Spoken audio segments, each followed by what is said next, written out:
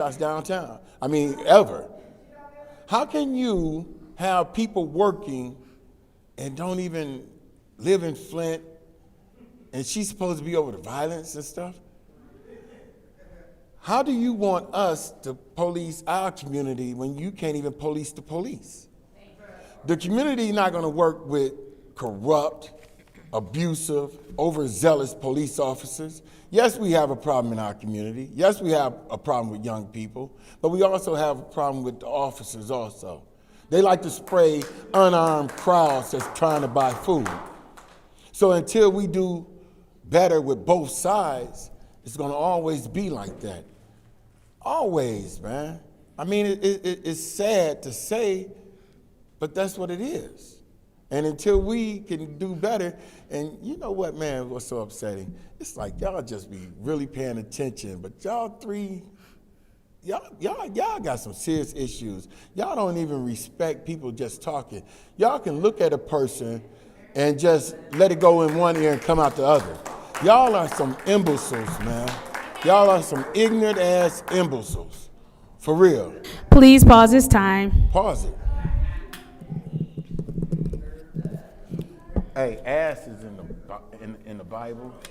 Ass or jackass. It's a subjective word. So it cannot be used as vulgarity. And I'm not yelling fire in a theater. So under the First Amendment, I can say ass. You do not have the floor and you're still talking. I'm not even talking to you. I'm talking to her. It doesn't matter. You do not have the floor. You should not be talking.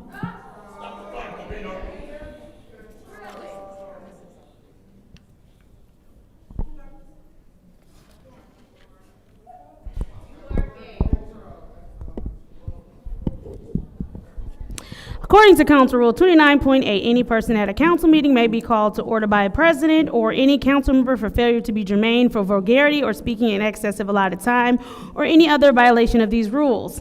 According to Rule 29.9, any person who is called to order shall yield the floor until the chair shall have determined whether he or she is in order. If a person is determined to be out of order, that person must yield the floor and forfeit any remaining time. Mr. Artson, I thank you for the 20 seconds that you are giving us back. You are out of order. Next public speaker, Madam Clerk. And next, sir. Appeal that next, sir. Appeal that. Next public speaker, Madam Clerk. Councilman Pfeiffer, yes. All right, Mr. Pfeiffer has appeared the ruling of the chair. Is there a second? Support. Moved and supported by Councilwoman in the 6th Ward. Please put his minute up.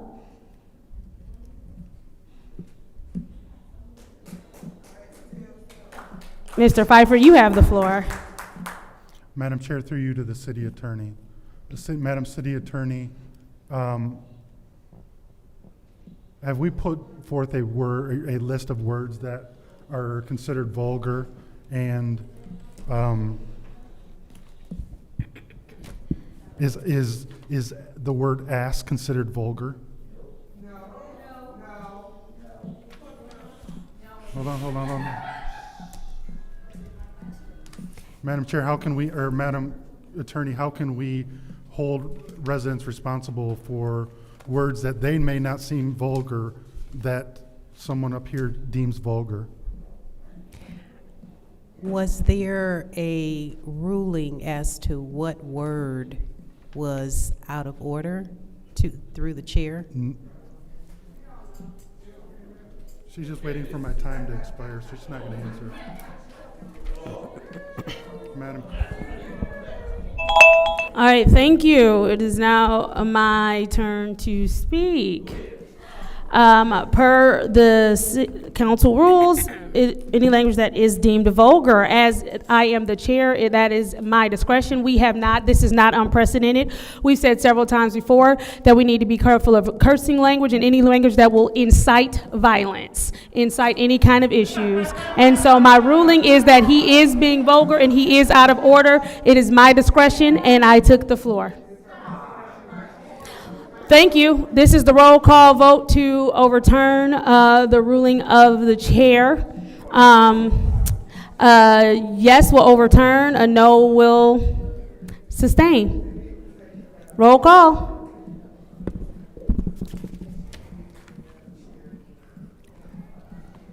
Mr. Alameen is not in. Dr. Lewis? No. Ms. Priestley? No. Ms. Winfrey Carter? Yes. Ms. Burns? Yes. Ms. Mashat? No. Mr. Pfeiffer? Yes. Mr. Jarrett? Yes. The vote is 5 yes, 3 no. I'm sorry, what was that count? The vote is 4 yes, 3 no. The vote is 4 yes, 3 no. The ruling of the chair stands. Mr. Woodson, please take your seat. Next public speaker, Judy, Madam you Clerk. fake-ass constitutional Republican. Sounds amazing. That's your first warning. That's amazing. You are removed from this meeting. It sounds amazing. See you later. Next public speaker. Next public speaker. The next speaker is Mari Copany.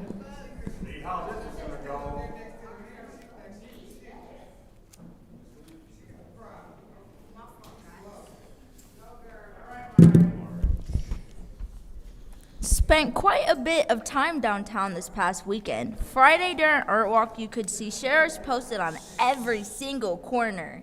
Saturday during Drop Fest, there was also a huge presence of sheriffs. Flint and U of M police downtown to ensure the community felt safe, but yesterday was a whole completely different story. The police presence outside of the fashion show was almost non-existent. You can say that the shooting, which claimed the life of a girl that was my age, was an isolated incident. But if you were down there yesterday, there was multiple fights, shots fired, guns, and people drinking alcohol. I'm disappointed in my city leadership. The mayor, Chief Green, and Sheriff Swanson. Where was the curfew? Where was the sheriff that were paid $1.2 million not even 2 weeks ago to continue and expand Operation Arrowhead? Why was the chaos allowed with not a cop in sight? We have a serious problem in the city when it comes to policing. They are either non-existent or harassing peaceful citizens. Chief Green, you are not doing a fantastic job. In fact, you are doing a horrible job. Once upon a time, we had a police chief that actually engaged with the community, that was out there talking to people and responding to concerns. Mayor Neely, you said we have to be an example that our young people want to follow, which is funny coming from a mayor that fully supports council members that roll their eyes, laugh at, and ignore the youth that come to these chambers. We need leaders who listen to the youth. We need leaders who want to work with the youth that are out here on the streets, experience the violence firsthand. We need leaders who don't just stand at press conferences and say we need reactive enforcement after the city loses yet another young person. You can say you are doing the work behind the scenes, but your actions speak louder than words. And from where I'm sitting, I hear a whole lot of blah, blah, blah, and not a single solution. Thank you. Next public speaker, Madam Clerk.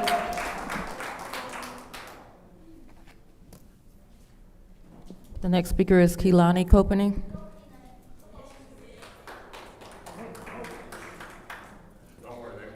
The hate you give little infants fucks everybody. Not even a week ago, I sat up here and said that. And not even a week later, once again, the city has proved my point. Half of you didn't even look up when I was speaking, but I hope you hear me loud and clear. I am scared for my life in this city. We hear gunshots almost daily in my neighborhood. Flint needs a real change, and it starts with you being the village you always talk about. Thank you. Next public speaker. The next speaker is Tay Coffey.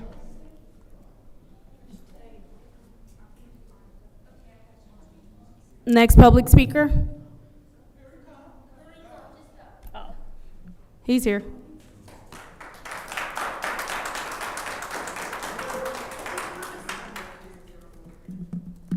My name is Tay and I'm 18 years old. I've lived in the city of Flint. I've been raised in the city of Flint my whole life. I've just now started to get out and explore the world now that I'm 18 years old. Would you want me to speak into the mic? Mm-hmm. Okay.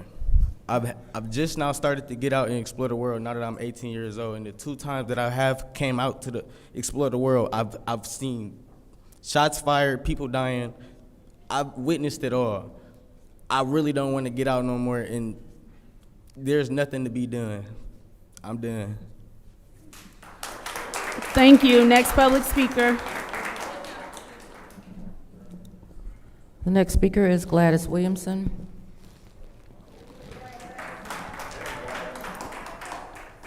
Yes, and I'd appreciate it if you would look up Merchette, Lewis.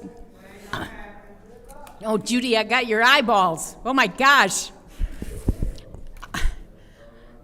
what I seen with this election, and I've been in politics a while, since the leaded water in 2014, and I have never seen an election won by a write-in. Never have I seen an election won by a write-in, especially when there's 3 people running. And that you sit up, and that the mayor, this man underneath my feet, literally, can sit up and spend money to put a write-in on the ballot, and then, amazingly, she wins. Amazingly. But you know, I'm going to tell you, you 3, God is going to give us the money to recount them ballots. And you better hope, and we're calling Lansing, and you better hope, Davina, I'm talking to you.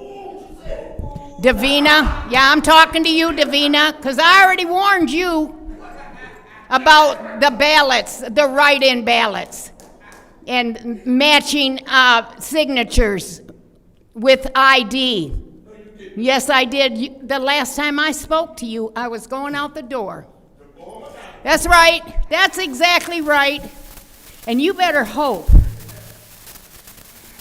that we don't, if we get a chance, you're going to jail. If we get a chance, you're going to jail, you're going to jail, you're going to jail, and you're going to jail. And if we get a chance, the mayor's going to jail.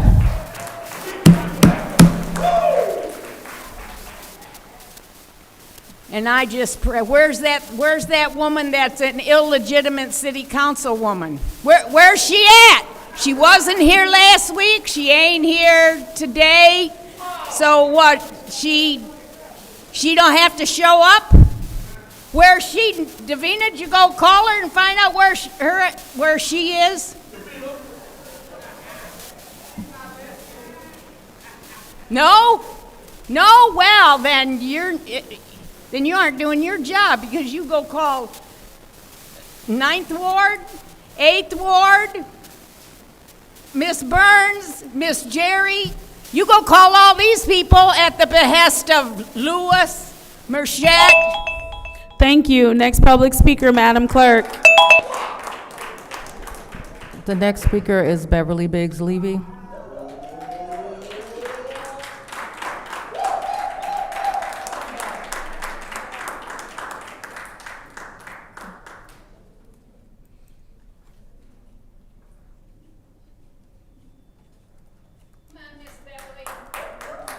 My name is Beverly Biggs Levy. I won the 3rd Ward. I just want y'all to let you know, I am filing a lawsuit. And I am asking for a handwriting expert to check them writings on them ballots. I'm not gonna stop. You corrupt. I call it like I see it. You don't wanna look up, you ain't got to. I call it like I see it. All of them handwriting is by LaShawn, her daughter, or her son. Illegal. Illegal to take ballots to the post office if you're a candidate. Illegal to knock on doors knowing you're doing wrong. But that's all right, you can keep doing wrong. But I need you guys to vote to put Leon out of that seat. That needs to be voted. Anytime you beat a woman like it ain't nothing, and you 3 don't say nothing about it. Any other time you'd have did a press conference if it was Tanya or Jerry or Pfeiffer or Jonathan. You went and put Jonathan's business in Facebook. But I see you ain't putting nothing about Leon. Make this stuff make sense. You crazy. I'm not gonna say you crazy. Something's wrong. You're a little few fries short from a Happy Meal. And I just call it like I see it. You guys are crooked. you're corrupt, and ain't nothing good gonna happen to you. Nothing. I keep telling all you, you pray for them that spitefully use you. You are users. And you use LaShawn, but she don't think she been used. She's wiped up. She ain't used. She's wiped up. And when you get her in that seat, she's gonna be a Liddell number 2. Y'all wait on it. You think it's a joke? All they trying to do is pass that money. They're not looking about the residents. Anytime you bid on your own 501c3 and you think it's okay, the city got to wake up. The city got to wake up. And if I have to knock on every door to wake them up, I will do that. Y'all have a blessed day. Next public speaker, Madam Clerk. The next speaker is Mr. Pantoja Jacks.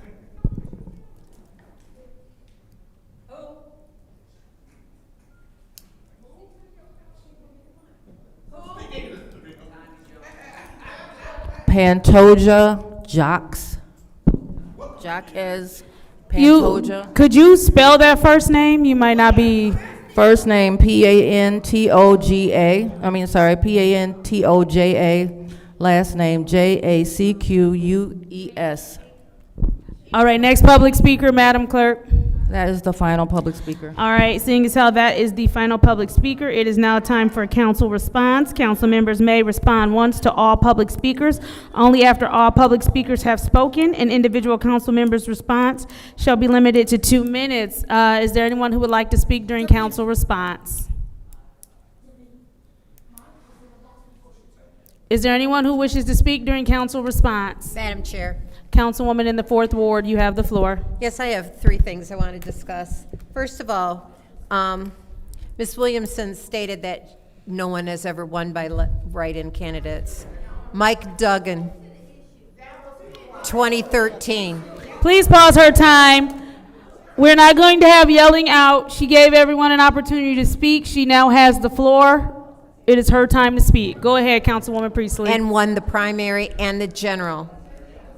Brian Barnett, Rochester Hills Mayor.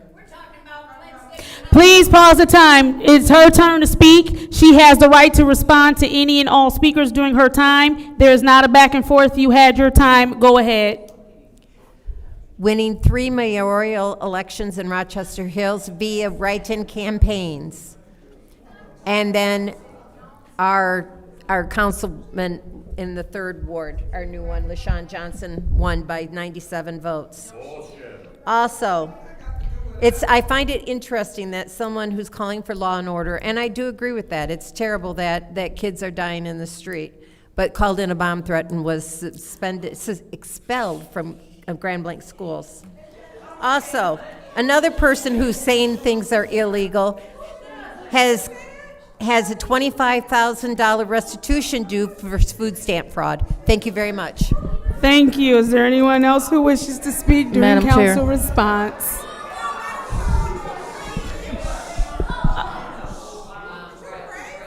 Madam Chair, I'm sorry. Yes, Madam Clerk. I do have one more public speaker slip that was signed and filled out wholly, but I cannot make out the first name. It is Ms. Pollard. She was here.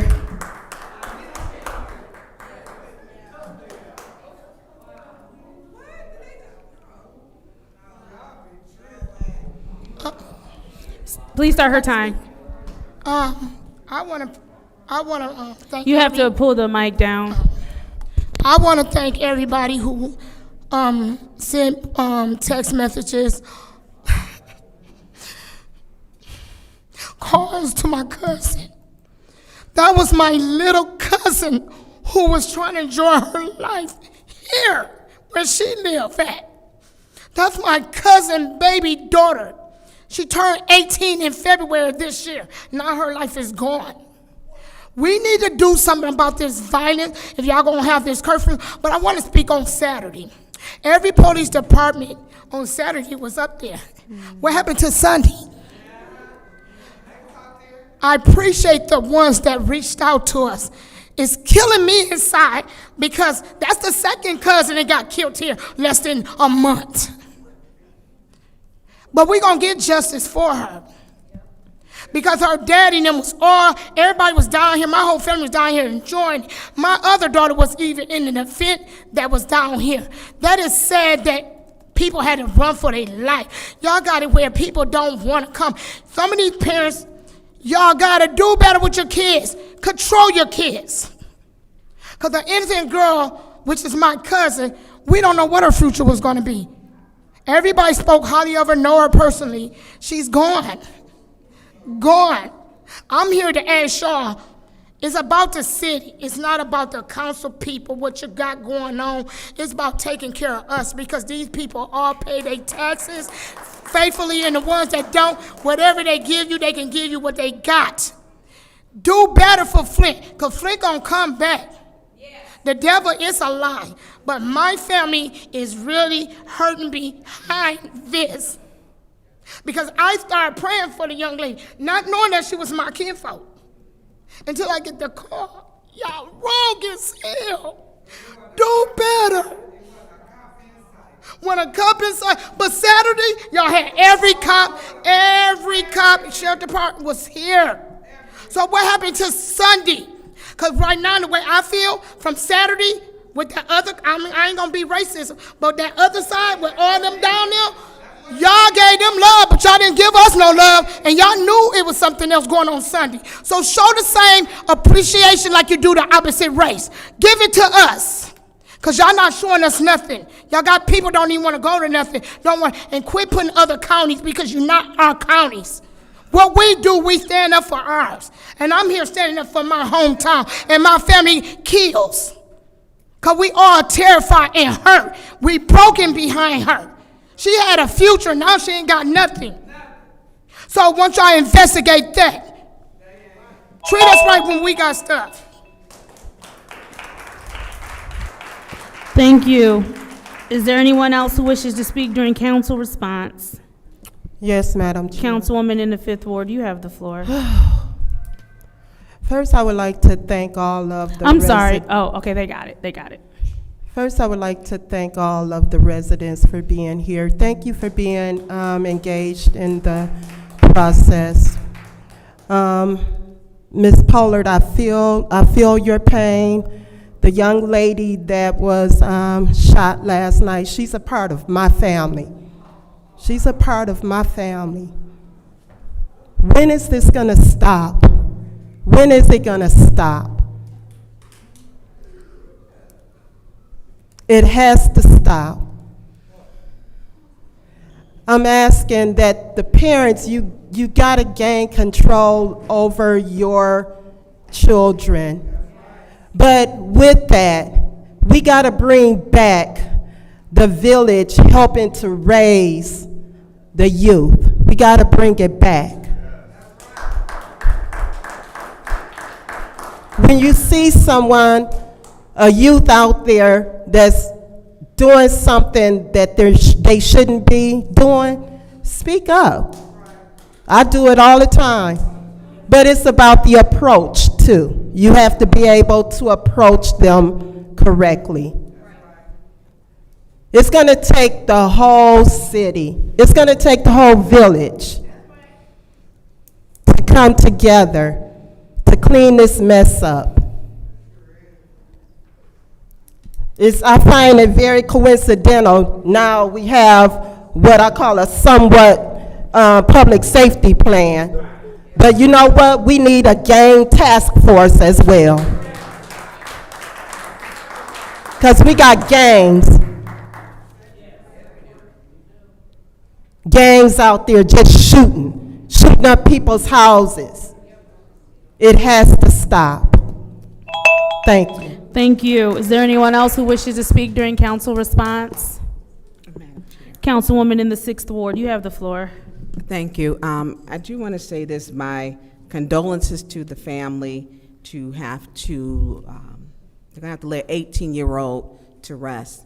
But we also had 2 weeks ago on a Friday, 2 shootings On that Saturday, 17. That Sunday, we had another 3. We have a gun violence problem, and we've had one. I've been asking for a public safety plan with our own gang task force, not just the one that's a collaborative, because our intel on the street, we know, is clearly an issue.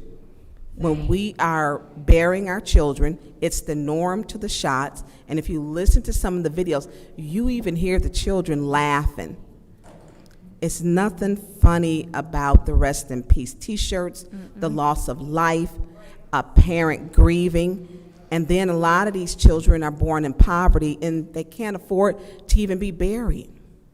And so we have some serious issues, and it's going to take council, the administration, and then the parents. Parents have to parent their children. You have to. It's not okay to let your children just go out and do what they want. Some of them kids had hoodies on and masks on. It was 88 degrees. 88 degrees, and if you in that, you're hot. You're hot. You know, I watched those videos, shoes left behind, clothes, and a life was left behind. Yes. It was. So this is going to take some more time for us to deal with. I did just speak to the city attorney with some things, but I do want to take this time to say to my colleagues, Councilwoman Judy Priestley, you took the time to talk about a teenager who comes here for grand blank, but you won't denounce domestic violence.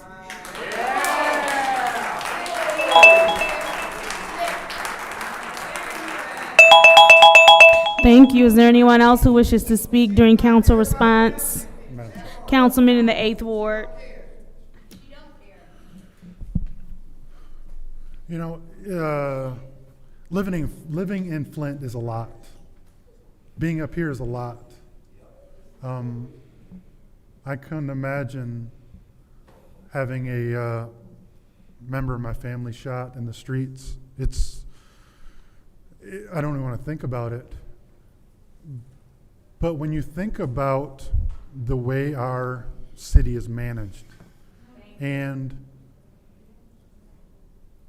during one Sunday, a couple months ago, a 70-year-old man was ripped from his car for going too slow.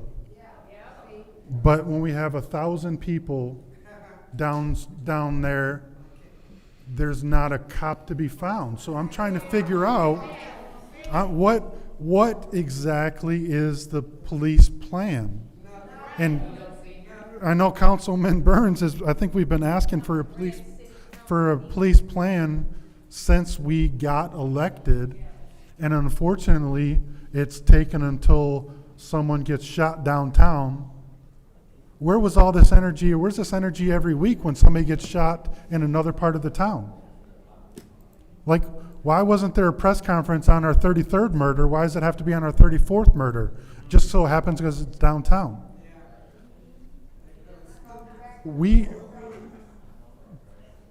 And I hope that there is a serious plan put forward. The press conference isn't the plan.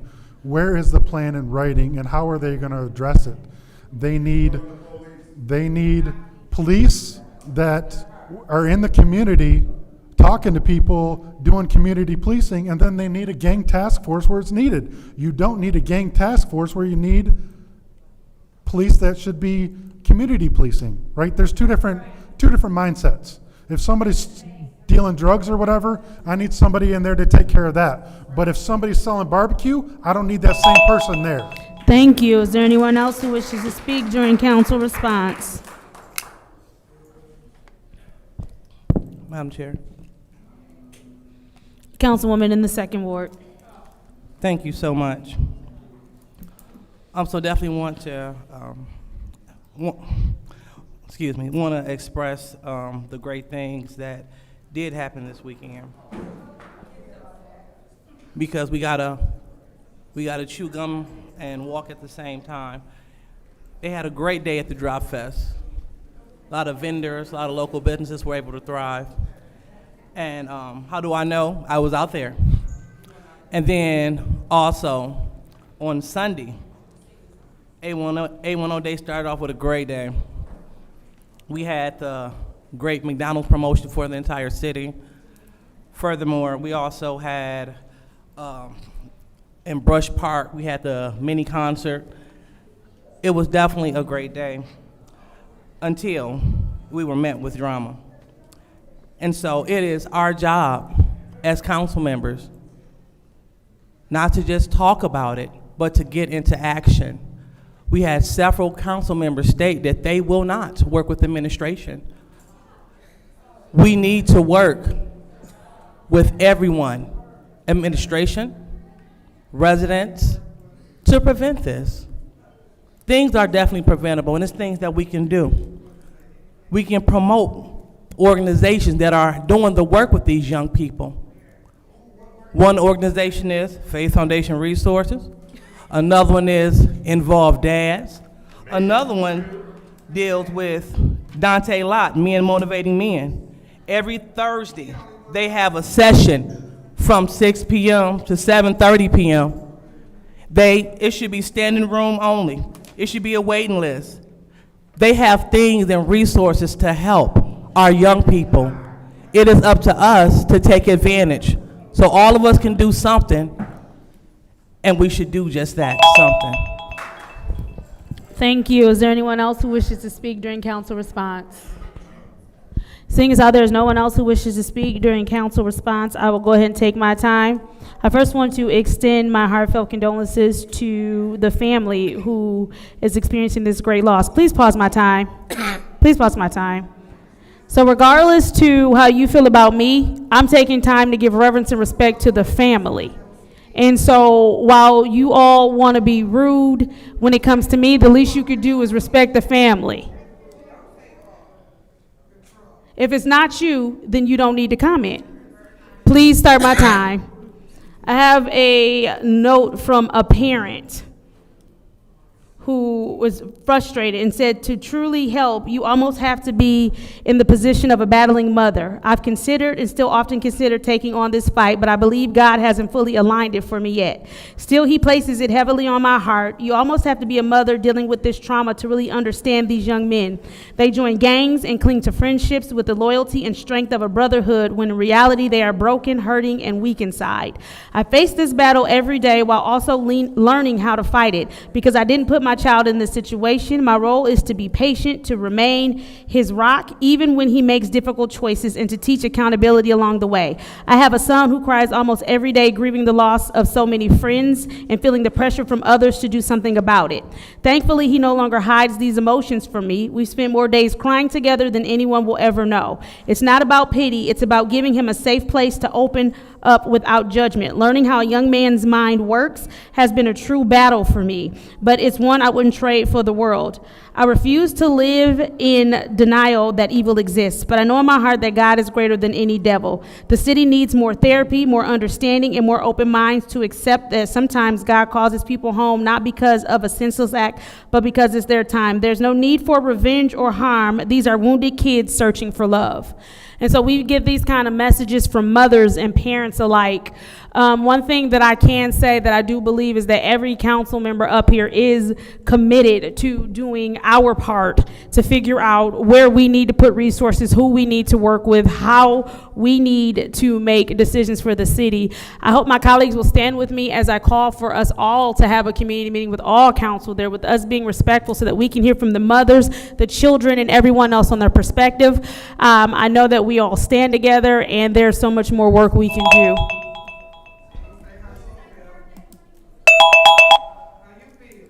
Please stop yelling out.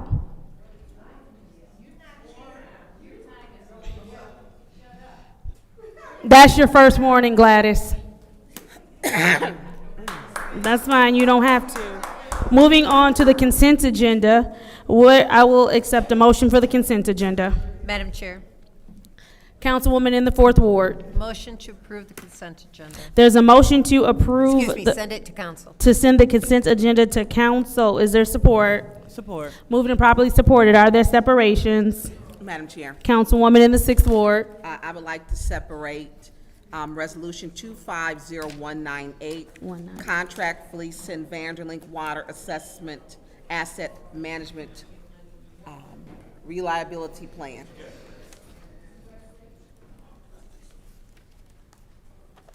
Are there any more separations? Councilman in the 8th Ward.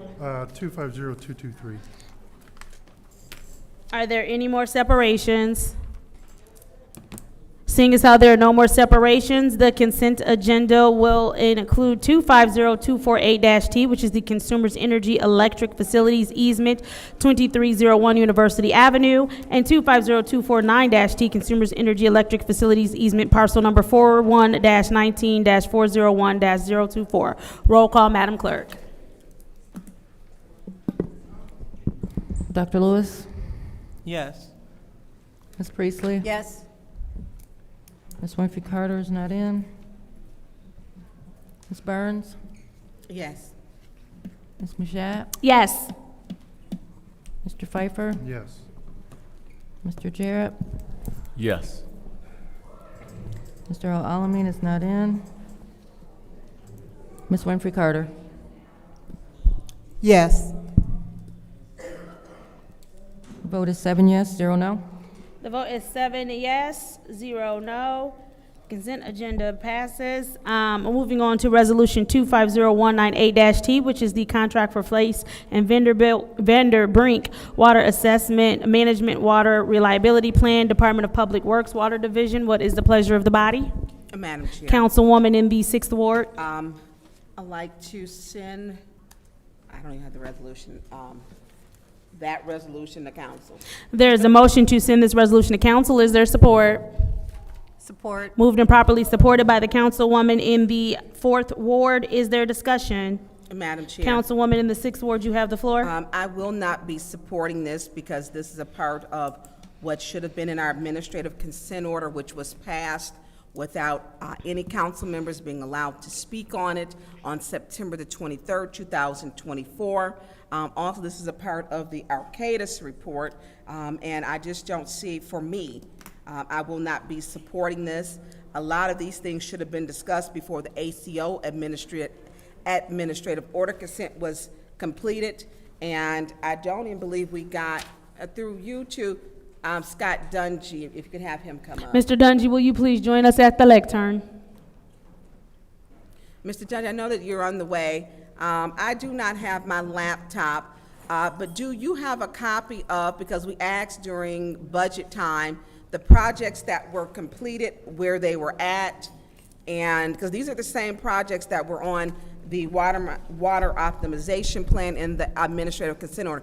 I didn't get it updated. Do we have an updated spreadsheet? I can get you one. Okay, well, now's the time we're getting ready to vote on it, Mr. Dungy, so. Well, I've updated it, but Yeah. I can get it to you. Okay, well, at this time, I will not be supporting this. Thank you. Thank you. Is there anyone else who would like the floor in the first round of discussion? Yes. I believe it was provided via email. Did you send us something via email? He said he don't have it to update him. He could get it. Yes, I'd have to get that to Mr. Edwards to get to you. So what was provided via email? The Arcadis study. All right, Councilman in the 8th Ward, you have the floor. Good evening, sir. How are you? Great. And yourself? What other dollars are we going to have to spend because of the ACO? Are you aware of any? Are there any other So reports? right now we have Any other projects? So we have the Cedar Street project going, but that's paid for through the ARPA. Is something wrong with that? I'm not sure of all of the. I'm not sure of all of the expenditures. I mean, I'm just dealing with the water plant itself. Okay, through you to Clyde Edwards. Mr. Edwards, if you could join us at the lectern, please. I think they fixed the buzz, but now we can't hear. No, they're not. They're just not speaking into it. The two big items that I do know of are the Northwest Transmission Main and that Torrey Road Booster Station.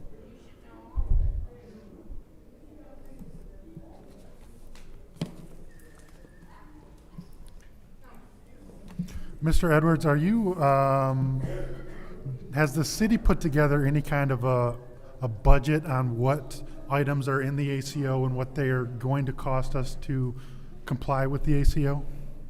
Adjusted a total budget, no. Just developed if I'm understanding you correctly, you're just talking about all those items, tallying them up and determining what the cost is. Correct, sir. No. We have a roundabout? No, I don't have a roundabout, I'm sorry, about what they would cost. These are just mandated items that the state said we need to take care of, and that was all part of the agreement with the EPA. So it was a mutual agreement between EPA and Eagle, what requirements we would need to meet at that point. And some of that's positions. When you talk about knowing all the components, some of that has to do with positions. So that also has to do with dollars that would be set aside to take care of those positions. So, but what about like the reports or projects? Do we have any kind of idea of dollar amount for those outside of the positions that we need to hire?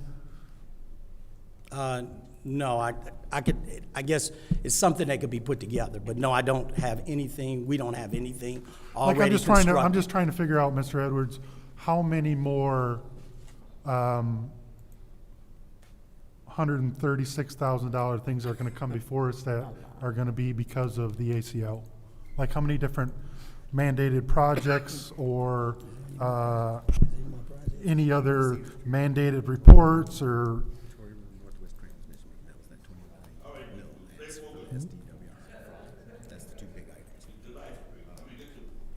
Yeah, from just this brief discussion with Mr. Dungy, we believe it's just a couple of items that construction projects that we still have in the works. Cedar was part of. Yeah. Yes. Yeah, the Cedar project was already funded. That's already funded. Yeah, that's already funded. I'm talking unfunded. Unfunded, yes. Unfunded ACO, what can we expect to see? Like we should have I don't understand how we don't have a budget. We signed something not knowing how much it's gonna cost? They were requirements that from the state standpoint, the same thing with a lot of the lead line stuff. From the state standpoint, Yeah, but we they just have to paid get it for done. a lot of the lead line stuff. And we just have, I'm just telling you No, I that, hear you. yeah, it wasn't optional. It was all required work that needed to be done.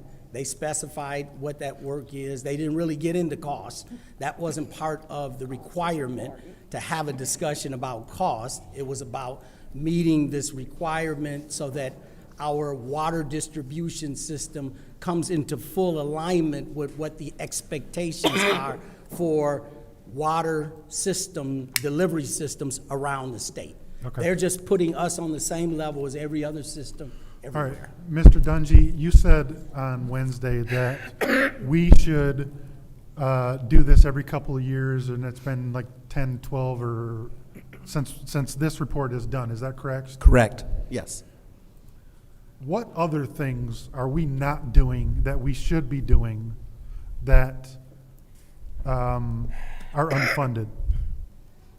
I know it's a broad question, but if we're not doing as simple as this, what other things are we neglecting that's going to come back and get us in Thank 10 you. years? Is there anyone else who wishes to speak during the first round of discussion?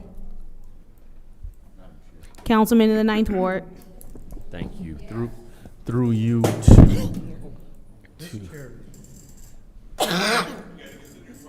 through you to Mr. Edwards. So I'm understanding that for this project, or for the ACO the agreement we went into, we don't have a budget per se. Is that to say that we haven't given thought to what this agreement is going to cost us?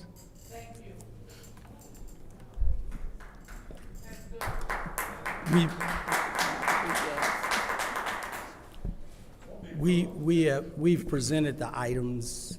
We've presented all the items as we presented the ACO at the time. We brought back to council each and every one of the items.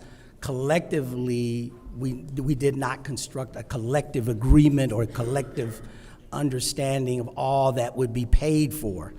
We presented to you, as I just said, items in the ACO were not priced out even with Eagle at the time. These were just looked at as we are a local distribution system required to meet their obligations or requirements.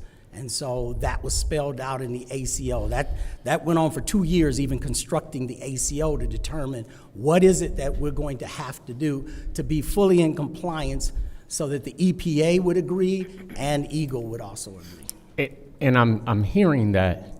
I'm just having difficulty with how we would manage a project and not assign cost to the things that we are going to be required to fulfill. So as it relates to what's before us today, this is part of what we agreed to last year when we signed the document, right? Or is this come about as somewhat of a surprise to us that they're asking for this? No, it's part of the ACO, and it was part of the original Arcadis report, which outlined, as we always say, that it was the Bible of this whole water distribution, being compliant with water distribution services in local government. So for the information that was provided for us last week, in a very efficient manner, thank you, sir, for doing so the next morning. That is a report similar to what we're requesting in this resolution, correct? Yes. Okay. And having gone through that process then, we had to pay for that one too, right? Wind funding paid for that at the time. Did Wind Fund reimburse us for it, or they sent the check directly to the vendor? Wind Fund was all reimbursement. Everything about the Wind Fund was reimbursement. We had to pay for it first. And that's what I'm trying to understand. So though it was several years ago, we probably had an idea that it's going to be, high 5 figures, if not 6 figures, to reproduce this report. And I'm still just trying to tie together, at what point do we say this is going to be an expense to us, so let's document it somewhere and not have it just be about a resolution that we get passed.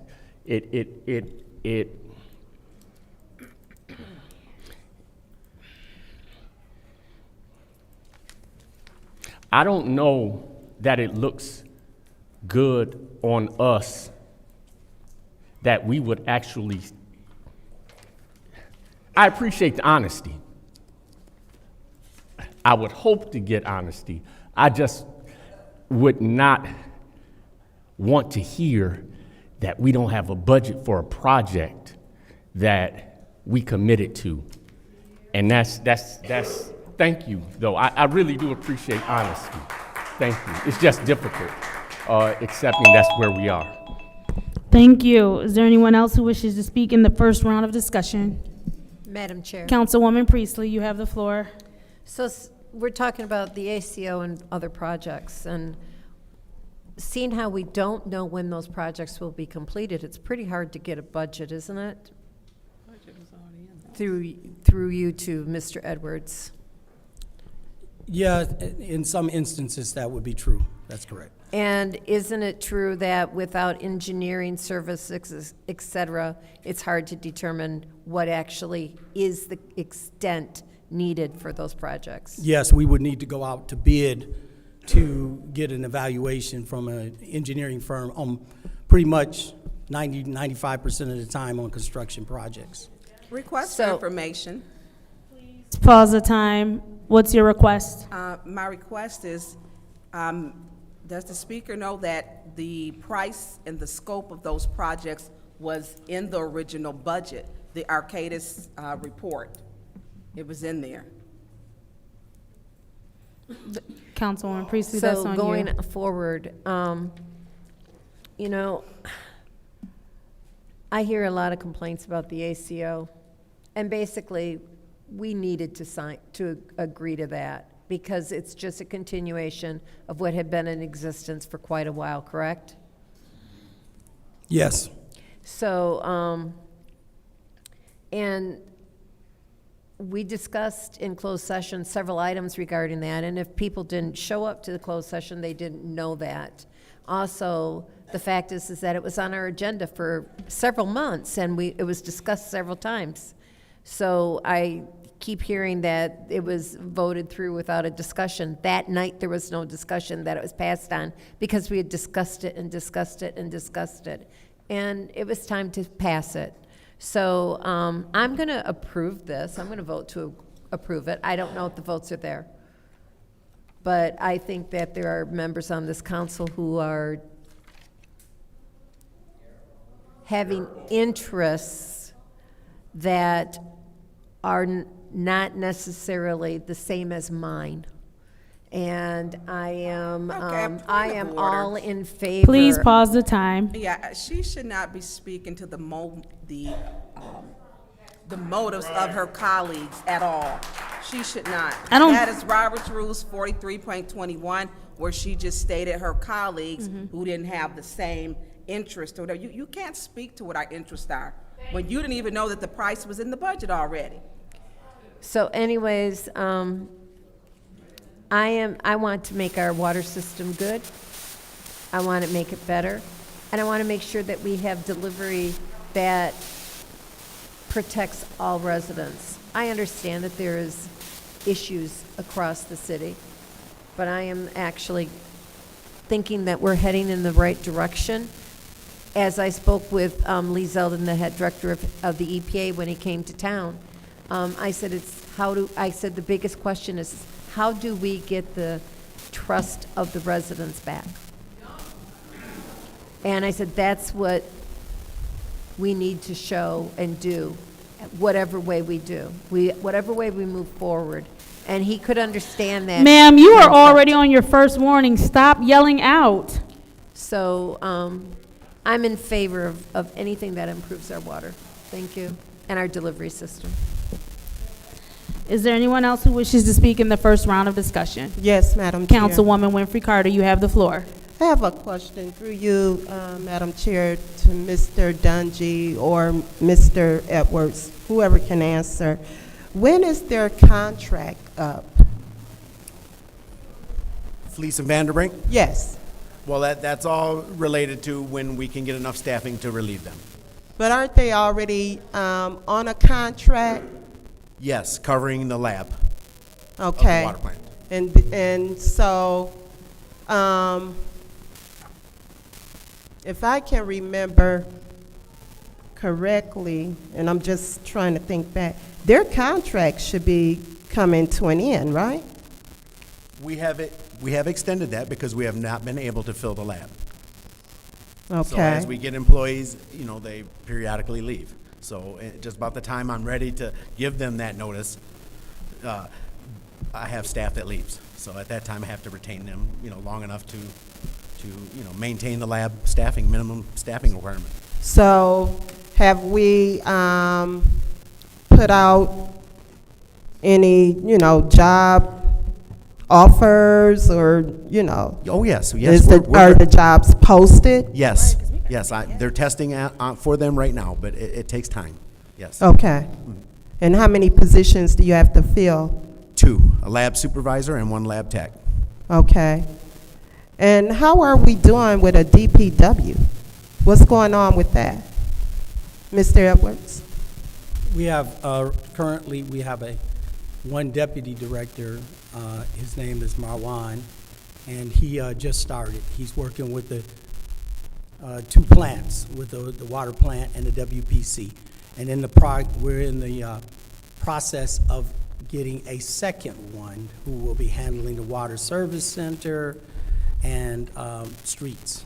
Okay, but don't we need to fill that DPW position? The director itself, at this point, We're just trying to make sure that we got the right kind of coverage. The people are coming, the 2 deputies, they will come with the certification on both sides, and that's what we're focused on right now.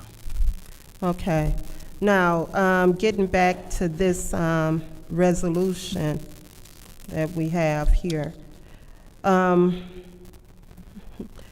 I've read that Arcadis report, and everything was pretty much already planned out. So why are we trying to come up with another plan? We only have, maybe three more projects to do, right? How many more projects do we have? Yes, we have the 2 Cedar Streets, 1 Cedar Street, it's the pump station and the reservoir. Then you have Torrey Road. Right. And then the Northwest Transmission Main. And then just this asset management is a big one. This is the financial portion of it. So over the last 8 years, we've done all the technical, fixing the equipment and stuff like that. We have a few that we have to do, but a lot of it is positions and SOPs from the Water Service Center. Okay.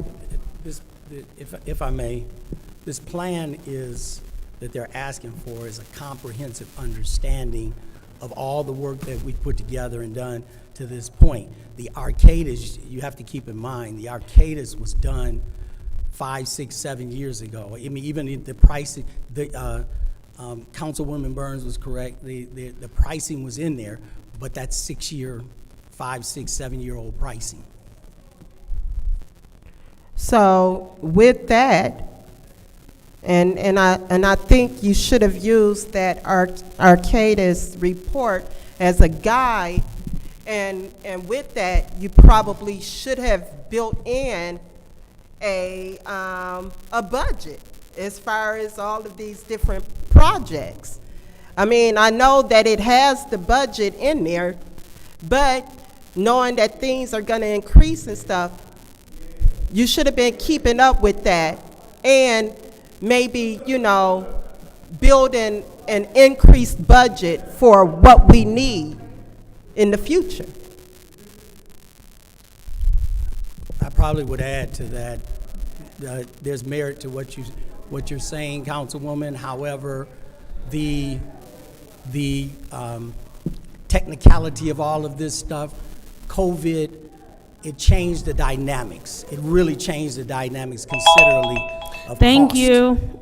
Thank you. Is there anyone else who wishes to speak in the first round of discussion? Is there anyone who wishes to speak in the second round of discussion? Councilman in the 8th Ward. Mr. Dungy, just going back to my first question, what other things are we not doing that we should be doing? Well, we're pretty much trying to tackle everything on that ACO list that they've addressed. I'm talking about, is there anything that's not addressed in the ACO list that? One major item that's on there Madam Chair. that I'm addressing I don't know what's that is unfunded. Okay. Is residential cross-connection inspections. Within the last 5 years, they have mandated that statewide, that all municipalities must do a residential cross-connection. In the past, it was just commercial, but now it's residential. So that means we have to hit every house, every residential house within 10 years. So And right now what we're are we doing doing that. with that? Pardon me? What does that involve? So that's going to involve probably a full-time inspector. That position we have, but we haven't been able to fill it. That was a certified plumber that retired 4 years ago, and we haven't been able to replace him, but we're working on trying to adjust that. But what does that mean? Is that you have to have a residential cross-connection plan. Cross-connection. What does that mean? Does that mean we got to dig up outside? Does it No mean something digging. This is inside? just an employee coming to your home, inspecting your home to make sure there's no internal cross-connections, like water irrigation, boilers, hot water boilers, stuff like that. If you don't have irrigation boilers, none of that, they'll mark you off on the list with no cross connections. They'll give you a couple of vacuum breakers for your exterior hoses, and then if you have a utility sink, we'll give up to 4 of them, and then you're covered for 10 years. But it is an employee, it takes a person, it takes vacuum breakers. I'm spending, upwards of $500 a box for 200, and we give 4 per house. So it's, it's going to be costly. If we have to contract it out, that's an exorbitant cost. I'm trying to do it with internal. So I got the water service center lined up to where whenever they're doing any type of meter change out, they're doing the survey. The inspection department is going to start doing some, but we don't still quite meet the 2,900 a year. So we're going to have to hire that one employee. So that's a mandate that's, coming out of my water plant operational budget right now, but I've had to adjust my budget to accommodate that. Okay. Mr. Edwards, can we have somebody look at the ACO, and even if they're budgetary numbers on the low side or high side, however, can we get a final cost to this ACO? Yeah, we can develop some kind of projection. I mean, I'm not saying final because we get change orders all day, every day, but some kind of baseline for what this ACO is going to cost us? Yeah, we can make a projection based on the remaining projects, yes. Okay.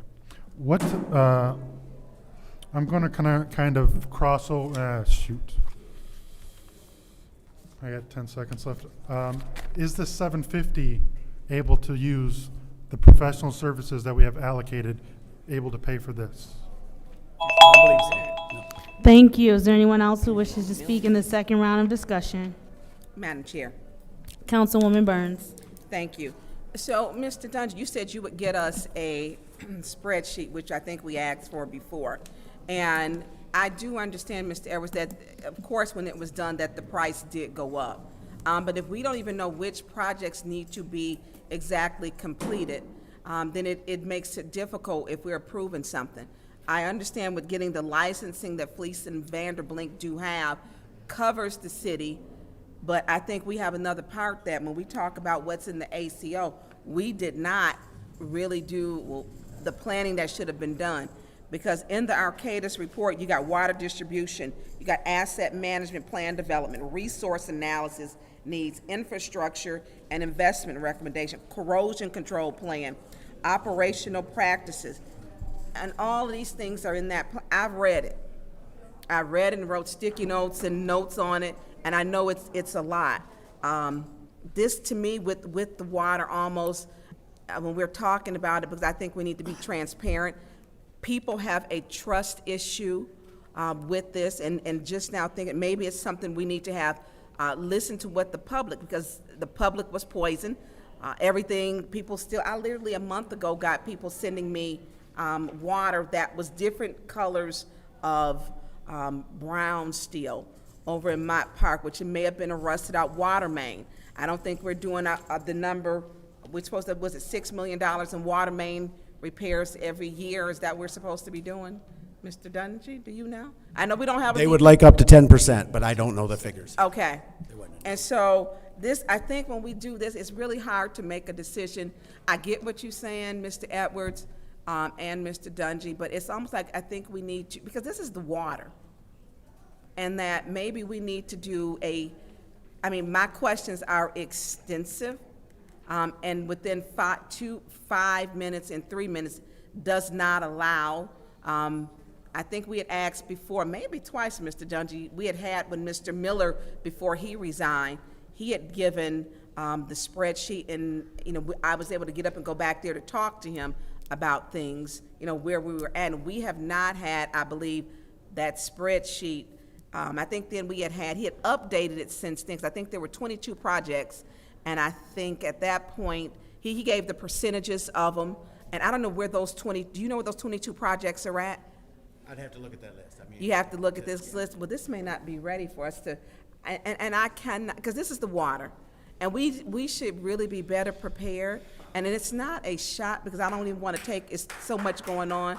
This is just important, that we take our time to fix this and do it right.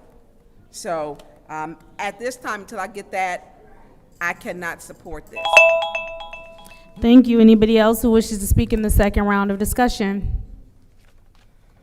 Seeing as how there is no one else who wishes to speak in the second round of discussion, this is the roll call vote for Resolution 250198-T, which is the contract for Fleece and Vanderbrink Water Asset Management Water Reliability Plan, Department of Public Works, Water Division. Roll call, Madam Clerk. Ms. Priestley? Yes. Ms. Winfrey Carter? No. Ms. Burns? No. Ms. Mashat? Yes. Mr. Pfeiffer? No. Mr. Jarrett? No.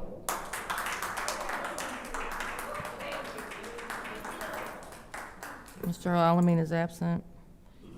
Dr. Lewis? Yes. The vote is 3 yes, 4 no. The vote is 3 yes, 4 no. Resolution 250198-T, contract for Fleece and Vanderbrink Water Asset Management Water Reliability Plan, Department of Public Works and Water Division fails. Moving on to Resolution 250223-T, which is the Grant Acceptance Financial Recovery Technical Assistance CS Mott Foundation. What is the pleasure of the body? Madam Chair, Councilman in the 8th Ward. can I make a motion to send the previous one back to finance? Okay, Councilman Pfeiffer has made a substitute motion to send 250198-T back to finance. It's been supported by Councilwoman in the 6th Ward. Roll call, Madam Clerk.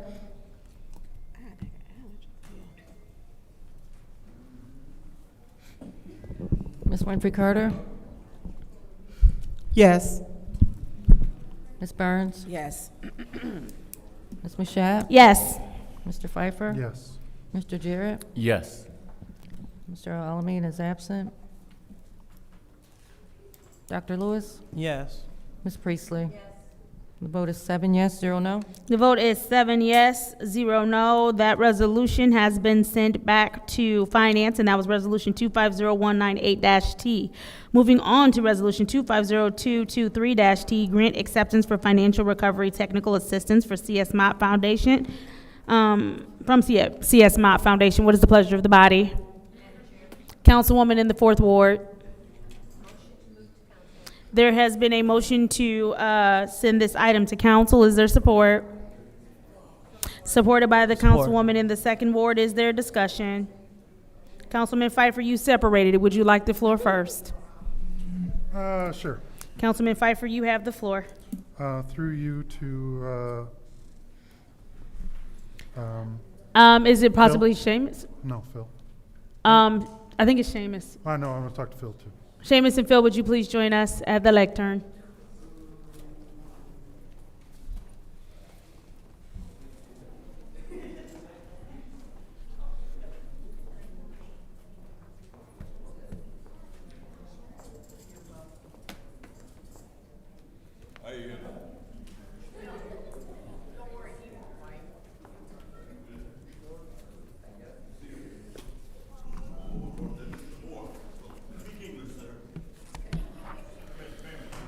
Mr. Moore, I had the same questions that I'm about to ask I had on Wednesday. We didn't underfund any department. So what are we gonna reallocate this 750 that we already had budgeted? The original plan was to use fund balance if we did not receive the grant. If we receive the grant, we won't have But to. we received the grant, so what are we gonna do with the other money? Because right now, I don't wanna approve this one without doing a budget reduction on this same amount. Because no offense to you, but, I don't want additional people hired that we can't afford, and this right here allows that because we're getting the grant. That's great, we want the money, but now you still have the authority to spend the same amount of money that we've already budgeted. Yes. So, what's the plan with the 750? I understand we're just gonna put it in the budget fund. Well, then where's the budget amendment to reduce all of these categories by this 750? We haven't prepared one because the concern that the council expressed before was that they didn't want to have revenues less than expenditures. And this This brings that gap closer. But we still have over budgeted now by 750 in these positions, correct? We've already budgeted for the complete salary, not knowing we're gonna get this. We got this, so where's the budget amendment to reduce these departments by this dollar amount? We haven't prepared one because we assumed that you'd want to reduce the gap between the revenues and expenditures. See, but we do that, and then it never comes before us, and then the administration hires 12 people, and then we can't afford them, and then, like, that's not saying you're doing it, but that's the way that this administration works. And I'm more than willing to approve this, but I want to see a reduction by this dollar value so that we don't get handcuffed come next budget season saying, well, you approved 750 and now we've got 12 extra employees. Now we got to raise our budget by this amount of money next year. Because there's no guarantee that we're going to get this next year, and without a reduction in each staff department by this dollar value, we're leaving that money on the table to the administration to do whatever they want with it. So a lot of these positions are grant funded. But So they're already budgeted, sir. But the grants have specific usage for those funding, so it's not like we can. No, I'm not saying that with the Okay, the grant I just want funding. to make I'm it clear. saying- I just want to just make it clear.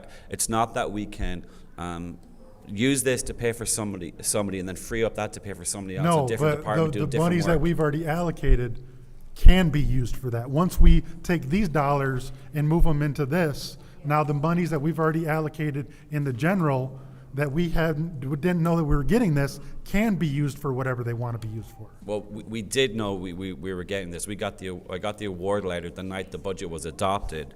I brought the award letter to you guys to show you that we were getting this. Yeah, but we didn't reduce the budget by this amount in these departments. The budget that you adopted was actually the 2025 budget. Right. Which we didn't reduce any of these departments. Thank you. Is there anyone else who wishes to speak in the first round of discussion? Madam Chair. Councilman in the 9th Ward. Thank you. Through you to those at the podium. Can this grant here, is it allowing for us to be able to fund new positions?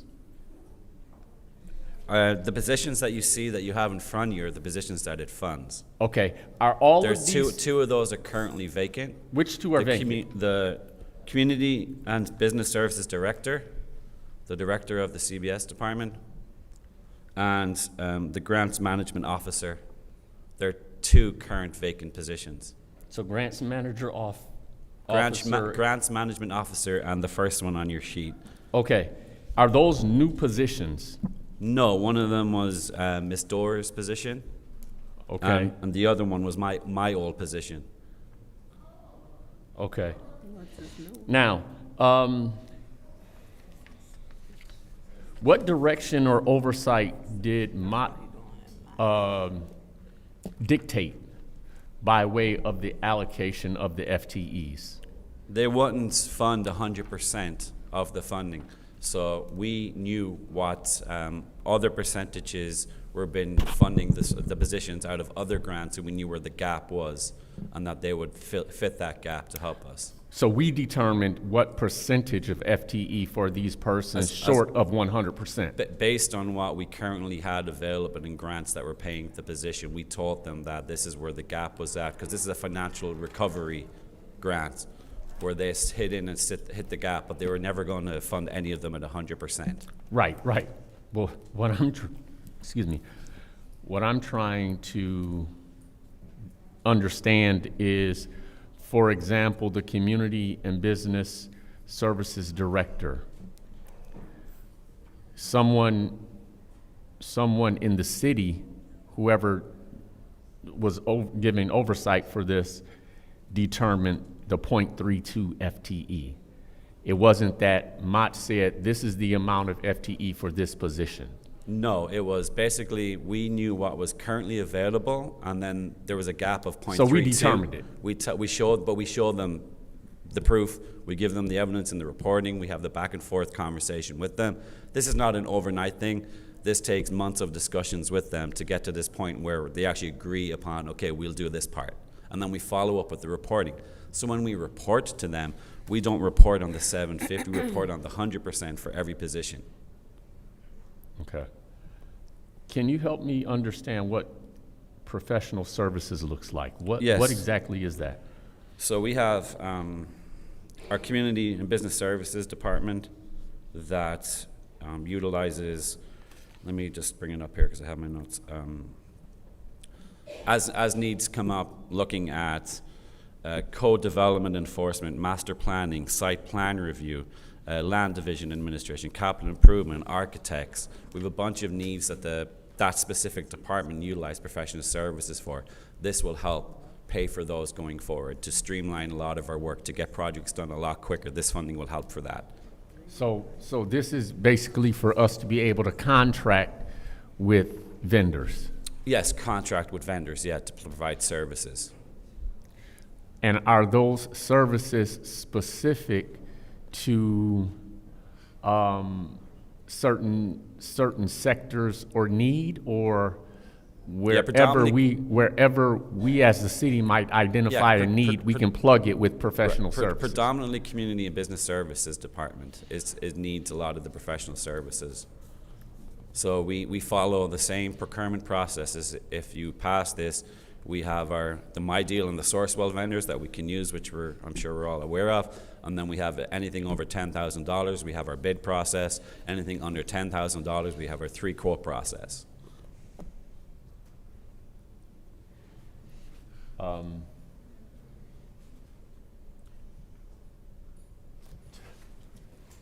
Okay, I yield at this time.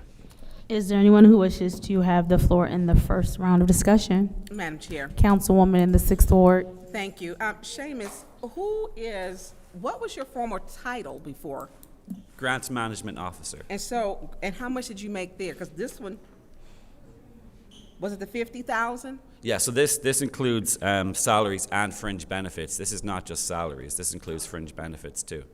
All of those positions. Okay, so I'm sorry, it's really hard to, respectfully, it's really hard to hear. People are chirping at us in the background, okay. So I'm trying to concentrate with what you're saying fully. I want to be engaged. Oh, again, see, I don't hear that. You can't because you're there, but it's happening. I just want to make sure I can hear you. So so your former job, what was the title again? That one, Grants Management Officer. And you're now Chief Strategy Officer? Correct. So this is your salary with fringe benefits? Correct. So what, 50,000 is for fringe? No, that's grants. What is your salary? What is my salary? What is your salary? My stuff is right there. You can see it right in front of you. I'm the Chief Strategy Officer. Okay, so the 100,000. It's right in front of you. Yeah, but that's not one, because he had a promotion.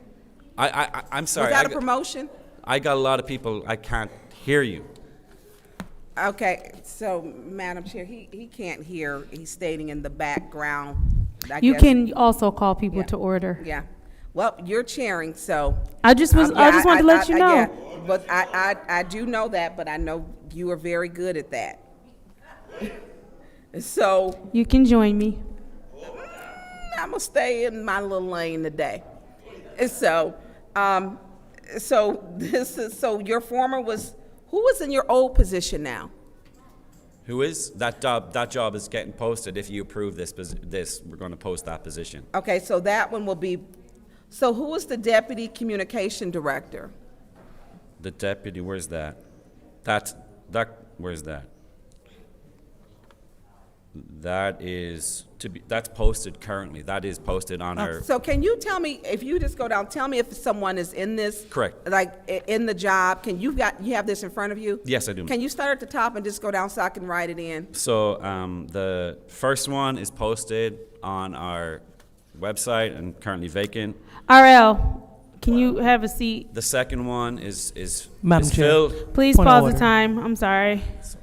Point of order. So just Yes, wanted to yes. highlight that Gladys is standing up as well.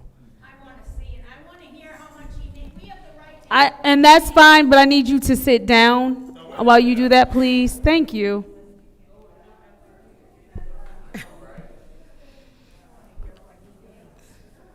Alrighty, go ahead.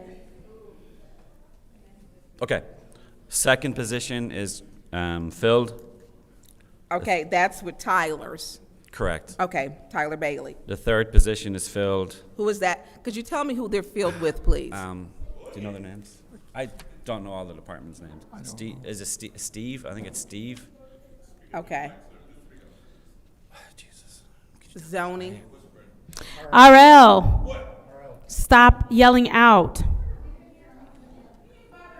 We got Can you, whoever that was, who was that? zoning Oh, coordinators it was you? is filled So too. it was- I don't know point the of name. order. I'm sorry, please pause the time. Point of order. It was the young lady in the white and red in the back. I'm sorry, who? The young lady in the white and red in the aisleway. Ma'am, please stop hollering out so that we can hear. Ma'am, please stop hollering out so that we can hear. Yeah, thank you. Please continue. So zoning, Yeah, I don't know the name of the person, but it's zoning coordinator position. There's a planner one. I believe there's more than one planner one that works for the city on different. you don't know how many we have as planners. I think we've got two. Is this vacant or, There's somebody in there. I'm just not sure which one I is. thought we just had a planner resign. This planner one is currently filled. Okay. Deputy Communications That Director. is posted. That's a job posting. Okay, that's posted. Right. CFO, so this is just a portion of your salary, Mr. Moore, that's coming out of that grant. What is your total salary? I don't know what your total salary is. Our last one made 150. It's not it's not a secret. You have a contract. Yeah, I have a contract. I don't know for sure. I believe it's like 130. 130, okay.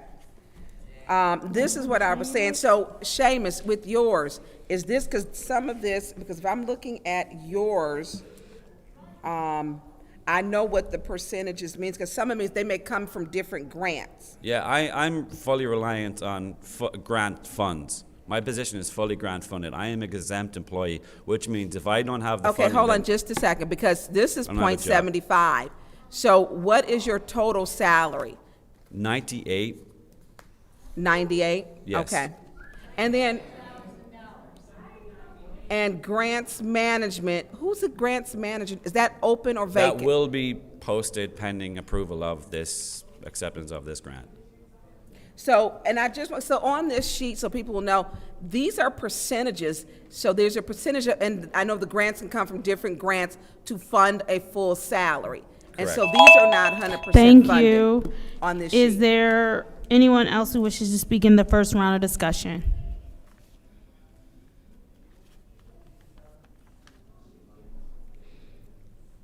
Anyone else in the first round? Anyone in the second round? Madam Chair. Councilman in the 8th Ward. Mr. Bannon, I'm confused because when we had a sidebar, you told me we had 2 open positions, but now you're telling me there's 3? No, there's No, you're saying that there's 2 one, with this? there's 2 open, there's one that's not posted, which is the grants management officer position is not posted. The community business and services director position is open and posted. And the second one I was referring to is the deputy communications director position is open and posted, because your question was which of these are currently open and not filled. The last one, the grants management officer position, is not one that's posted at all, are currently open because we haven't approved I mean, if it's this. posted or not, that's irrelevant to me. It's which ones are currently empty or whether or not you posted. Right, That has nothing to do with it. Okay. So is there 3 on this list?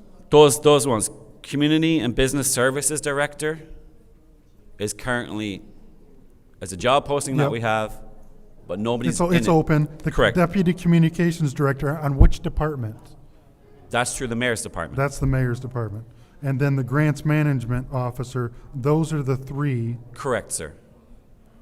Okay, I was confused between what's open and what's not posted, so. okay. But your old position is the Grants and Finance Coordinator, and that's empty, right? No, my old one was Grants Management Officer. Oh, okay. Yes. Okay. I was confused with that one. Right. Okay. So the Grants and Finance Coordinator would basically be the assistant to your old position? That's currently, somebody's doing that. But that would be basically an assistant to your old position? Is that what that? No, they're the grants person. It's really hard to hear. I'm sorry. They're the grants person in the finance department. They're based in the finance department. Okay. So they're the ones that are responsible for the financial reporting on a lot of our grants that we get for the city. Okay. Just being honest with you, I don't know that I can support this tonight because I want to figure out the budgeting. I understand because that. we've already budgeted. I've already had the sidebar with you.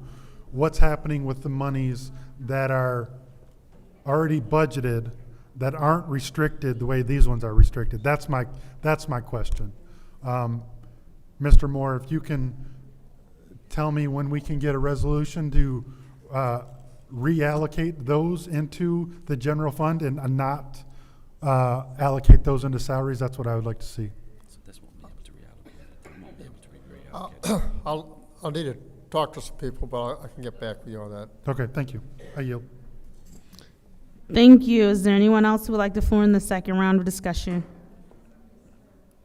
Yes, Madam Chair. Councilwoman in the 5th Ward, you have the floor. Simons, okay, I have the Community and Business Services Director. That position is open, and is that position posted? Yes, ma'am. Yes. Okay. Next, I have the Deputy Communications Director. That position is Open and posted. And posted. And then we have the Grants Management Officer. Correct. Open and posted? Not posted, no, not posted. It's reliant, we're not going to post the job, it's reliant on this being passed so we can post it then. Okay. Now, I'm missing someone. The zoning coordinator, who is that? I'd have to ask Tyler Bailey that question, who that person is. Okay. You know what? We've never received the organization chart. Did they not get it? I don't even know. I mean, we need an updated organization chart with everything. And I know we have other grants. I know we have other grants here in the city that have positions. I was just asking Mr. Moore if that was given during the budget hearings, and we believe it was given. Every department gave their during the budget hearing sessions. I want names and within this organization chart. Okay. As well as all of the grant positions. But you did receive the organizational chart of the positions. Is that what you're saying? I'm trying to understand what you received. I want names of the people who work in the city under, you know, the organization chart. As far as like the administration and who have positions. And I'm talking about all of the grant positions, because this is not the only grant that we have, right? Oh, correct. Yeah, but it's to accept this grant. It's not to accept multiple grants. That's why you want to have that. I understand okay. that, Simons. Okay. I'm Please Seamus. do not insult my intelligence, okay? This is for this grant. Right. But I know we have other grants in the city, okay? I can't hear you. And I'm just asking for an organizational chart, okay? With names. Okay. Thank you for this. We had to fill in the names, and thank you, but. I just so you know, I got that request at 3:45 today. That's the best I could get for you. Oh, you did? Yeah, 3:45 today. I got the request officially. Oh, because I asked for this on Wednesday. So somebody didn't follow through. I never got it till 3:45 today. Oh, I'm sorry about that. Okay, thank you. Is there anyone else who wishes to speak in the second round of discussion? Madam Chair. Councilwoman in the 6th Ward. So can we, what I would like, and I don't want to get another, complaint to the Ethics and Accountability. I would like to have an updated org chart because we do have people, we don't know who works at the city. So it needs to be updated. For example, Emily Dorr doesn't work here. Ashley Harris is no longer here. She was the deputy planning development director. And I know that some of the jobs you have to, not some, every job you should have integrity and honesty. And making sure when we fulfill these positions that you should have to have it. And some of these are not, it's a requirement. Everyone takes an oath. When you work for the city, you take an oath. You take one. The clerk will raise your hand that you will do the best for the city, and that oath is taken. Well, if y'all didn't get, you didn't get an oath? I'm not sure what you're. Did you take an oath when you were hired with your contract? No. Oh, wow. Oh, I did when I worked for the city. We had to take an oath. And so that oath is something for me that it should be upheld. It's to the honesty and the integrity of the position. And I would like to see, because I do know when we're looking at some of these are like 32%, 70%, 50%, what other grants when we're saying your position is 100% funded on. And I know this because I used to do this. Right. And so, and it's being transparent, not stating that you may not be doing your job, and for me and you, and I'm fully transparent, I'm moving forward. And I want to make sure these positions, because you used to be really good with answering questions. You were.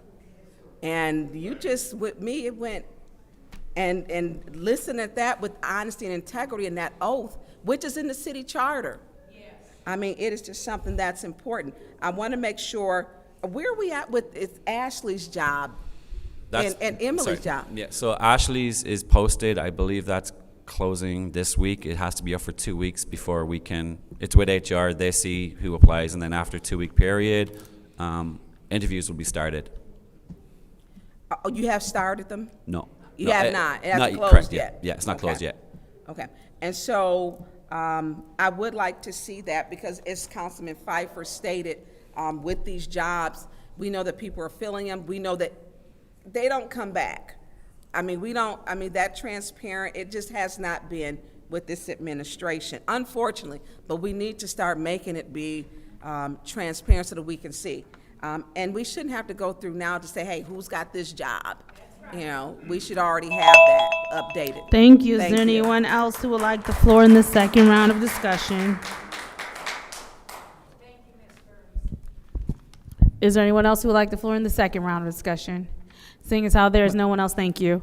This is the roll call vote to send Resolution 250223-T, which is a grant acceptance, financial recovery, technical assistance, CS Mott Foundation, to council. Roll call, Madam Clerk. Ms. Burns. No. Ms. Mashat? Yes. Mr. Pfeiffer? No. Mr. Jarrett? No. Mr. Al-Alami is absent. Dr. Lewis? Yes. Ms. Priestley? Yes. Ms. Winfrey Carter? No. The vote is 3 yes, 4 no. The vote is 3 yes, 4 no. That resolution has failed to move to council.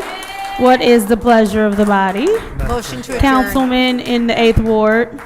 Send the previous resolution to finance. There is a motion on the floor to send the previous resolution to finance by Councilman Dennis Pfeiffer. It is supported by Councilwoman in the 6th Ward, Tanya Burns. Roll call, Madam Clerk.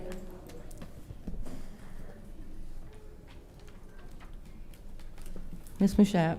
Yes. Mr. Pfeiffer? Yes. Mr. Jarrett? Yes. Dr. Lewis? Yes. Ms. Priestley? Yes. Ms. Winfrey Carter? Yes. Ms. Burns? Yes. The vote is 7 yes, 0 no. The vote is 7 yes, 0 no. Resolution 250223-T, which is the Grant Acceptance Financial Recovery Technical Assistance CSMI Foundation, has been sent to finance. What is the pleasure of the body? There's a motion to adjourn by Councilman Pfeiffer, supported by Councilwoman in the 4th Ward, Ms. Priestley. Roll call, Madam Clerk. Mr. Pfeiffer. Yes.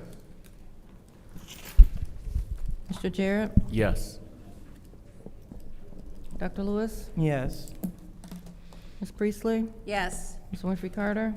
Yes. Ms. Burns. Yes. Ms. Mashat. Yes. The vote is 7 yes, 0 no. The vote is 7 yes, 0 no. The time is now 6:31 p.m. on Monday, August 11th. The Special Affairs Committee meeting is adjourned.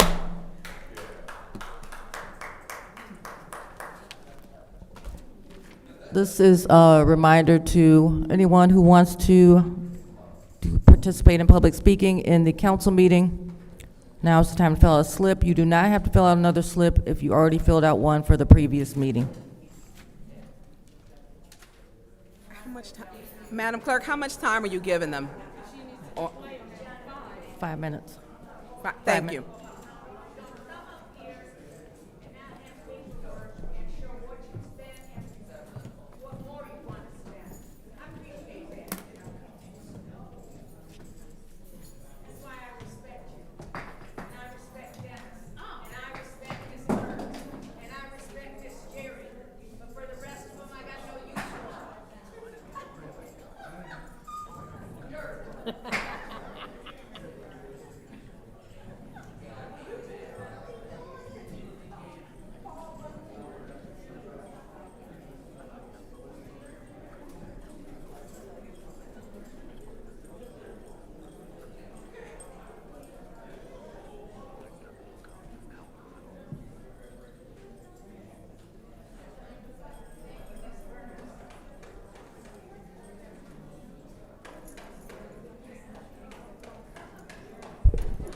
And another reminder to the public is, if I could have your attention, if you fill out a speaker slip, please make sure that you fill it out in its entirety with your printed name and signature, date, and check marks for the meeting.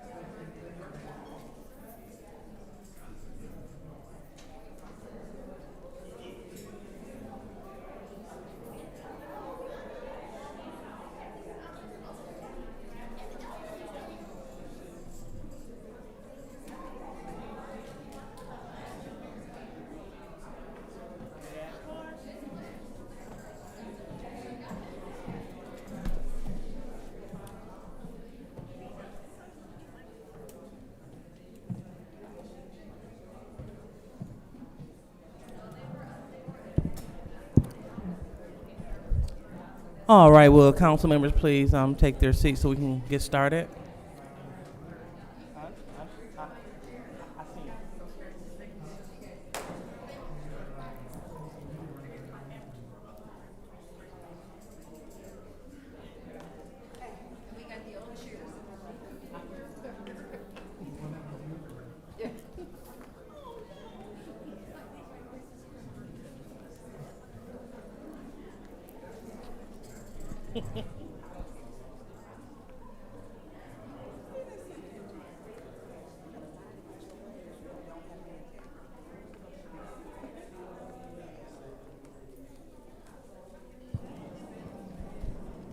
All right, Madam Clerk. Wait, could you please grab the box? I don't know if she gonna grab the box.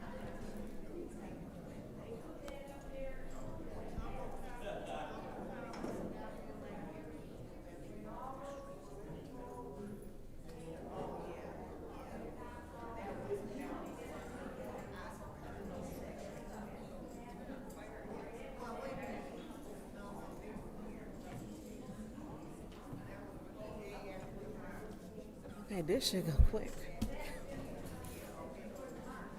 Hopefully in prayer for Lee.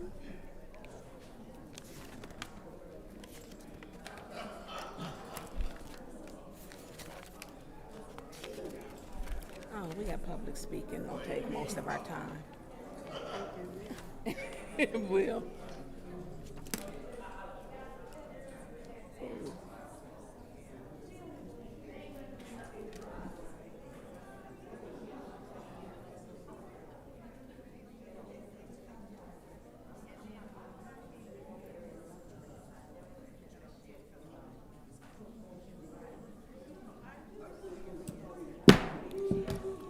It is 6:39 p.m. and I am informally calling this city council meeting to order for the purpose of electing the city council president in accordance with the Flint City Charter. Before that, I will take the roll call.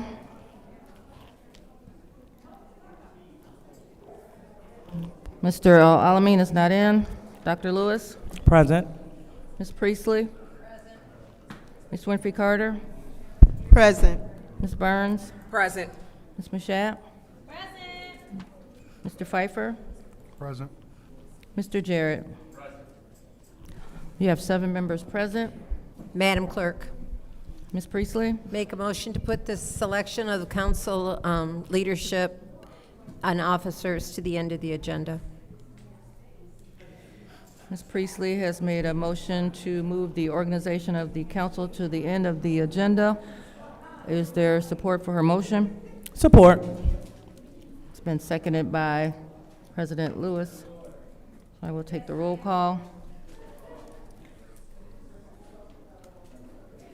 Mr. Alamin is not in. Dr. Lewis? Yes. Ms. Priestley? Yes. Ms. Winfrey Carter? No. Ms. Burns? No. Ms. Mashat? Yes. Mr. Pfeiffer? Yes. Mr. Jarrett? Yes. The vote is 5 yes, 2 no.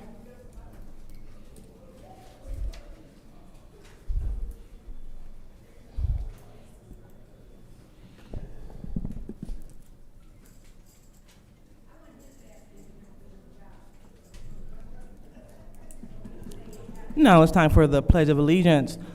Councilwoman Priestley, could you please lead us in the Pledge of Allegiance? Yes.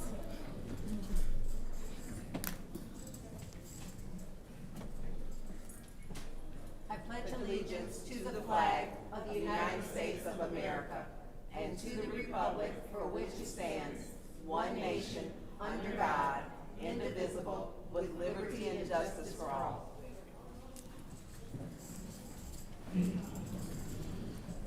So before we do our blessing, is there anyone that the body would like to acknowledge that may have transitioned?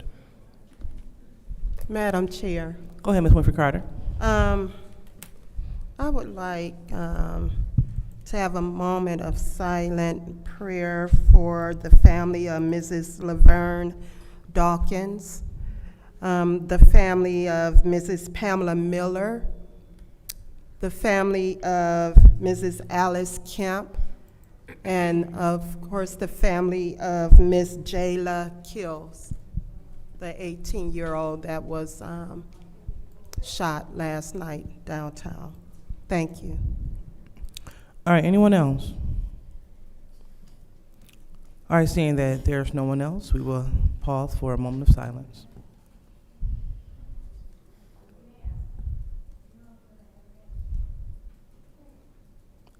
All right. So now it's time for the blessing. We asked the student minister, LaRon X, if you could join us at the lectern to administer a blessing over this meeting.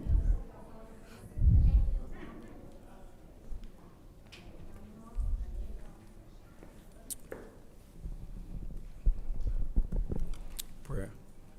In the name of God, the beneficent, the merciful, I pray that he can bless us to come together in peace and harmony. I ask that he bless us to come together and get along with one another so that we can solve these problems in our beautiful city of Flint, Michigan. And I pray that he bless us with a peaceful meeting today, and I pray he bless us with a peaceful leaving. Amen. Thank you so much. Thank you. So now it's time for the reading of the Disorderly Person City Code subsection, which goes as follows. Any person that persists in disrupting this meeting will be in violation of the Flint City Code Section 3110, disorderly conduct, assault and battery, and disorderly persons, and will be subject for arrest for a misdemeanor. Any person who prevents the peaceful and orderly conduct of any meeting will be given one warning. If they persist in disrupting the meeting, that individual will be subject to arrest. Violators will be removed from the meetings. So now it's time for any requests for agenda changes or additions. All right, seeing that we have none, we will go ahead and move on to public comment. So the first public speaker, Madam Clerk. First speaker is R.L. Mitchell. Hello. I'm R.L. Mitchell. Live at 759 East Linden Avenue. Address the situation over on Door Highway, the Water Department. We got a new language called the Bible. It gave us the whole Bible of the situation in the Water Department with the Eagle situation. The Eagle's trying to get out of it and blame somebody, but they can't. But the only Bible we got in City Hall is May's Daddy Bible. And you don't want to hardly use it, because every time he goes use the point of order, somebody may say, go get my daddy's Bible. But anyway, address the situation about Simon. Simon is a man, he almost got away with it, with all that money, them budgets and stuff, until we put back on the Treasury Department. Because just like Mr. Mott, in 1953, a tornado come out and wiped half of Beecher out and half of Flint. Beat you out, and Mott done the best he can and got it back together. And with them Mott peoples over there at Mott College, they call themselves filling in the gap. Flint, I told Mott peoples to back off a long time ago. Well, peoples like Simon Says won't get away without money. So, and you know, all that in 1A, them new technology program. You see, all them billions of dollars they put over Flint, they can catch every murder in Flint, whoever shot a gun, but they don't want to tell us, we the peoples, about it. That camera up there, for instance, there ain't nothing wrong with that camera. That's the 1IA, and nobody want to talk about it. Davina, I told you, but honey. Oh, I can't talk because she's looking at me that special look, just like Tanya Burns. They do something to me, just like Fields when she used to be. They can talk with their eyes and they Wasana and, well, I can't, like I'm saying, wow, can't you be like Fifth Ward? Look at her. Darker the berry, sweeter the juice. But I like butterscotch too. Well, I'm a greedy man, but ties in, like I say. Oh, the man with the money, he know how to back down and let the little darky administration take over. I mean, I can't look back, but only that camera back. So what I mean, they got a. Mr. Mitchell, please pause this time. Please, let's refrain from using racial rhetoric like darky, please. A racial girl? What college you went to? Thank you. What school you? Prost, carry on with his time. Okay, like I say, you must have been to Grand Blanc. Like Miss Priestley talking about a bomb scare out there in the beach. I'm out there in Grand Blanc. You know, Grand Blanc ain't got no. I went out there, they told me don't never come back out here. So that woman, he said, you look, whatever they were saying under their breath, I mean, you look Grand Blanc, boy. Thank you, Mr. Mitchell. Next public speaker, Madam Clerk. The next speaker is Stanley Wood.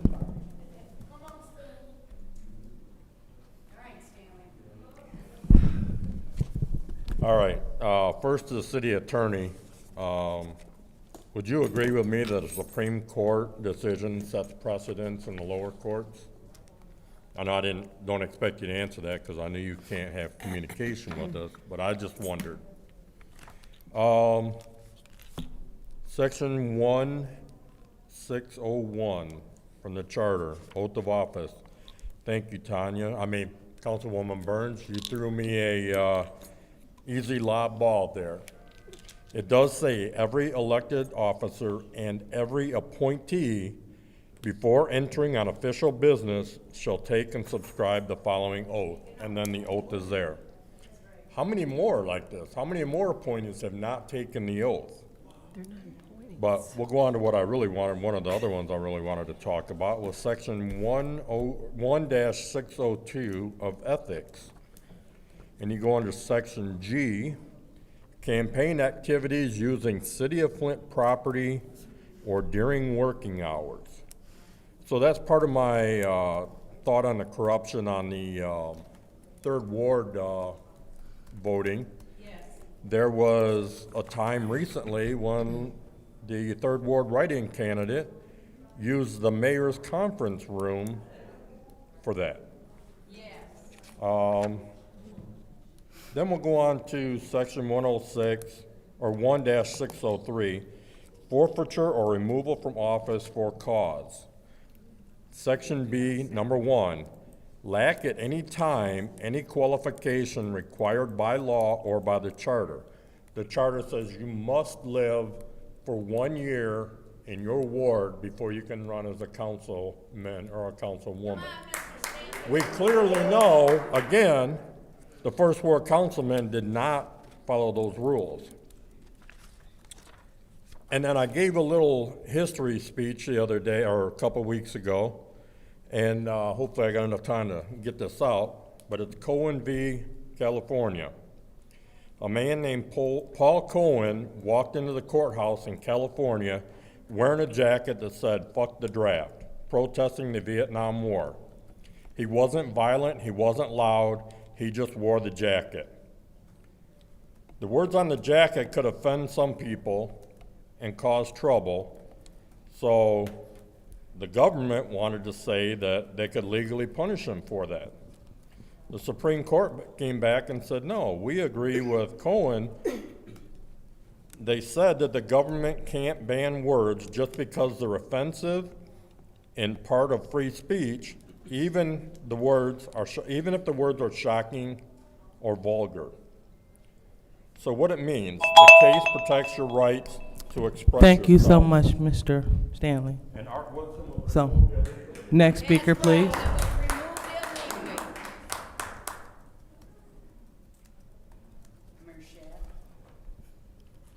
I don't think Mr. Woodson came back. Mari Copany. I think she's here. Keelani Copany.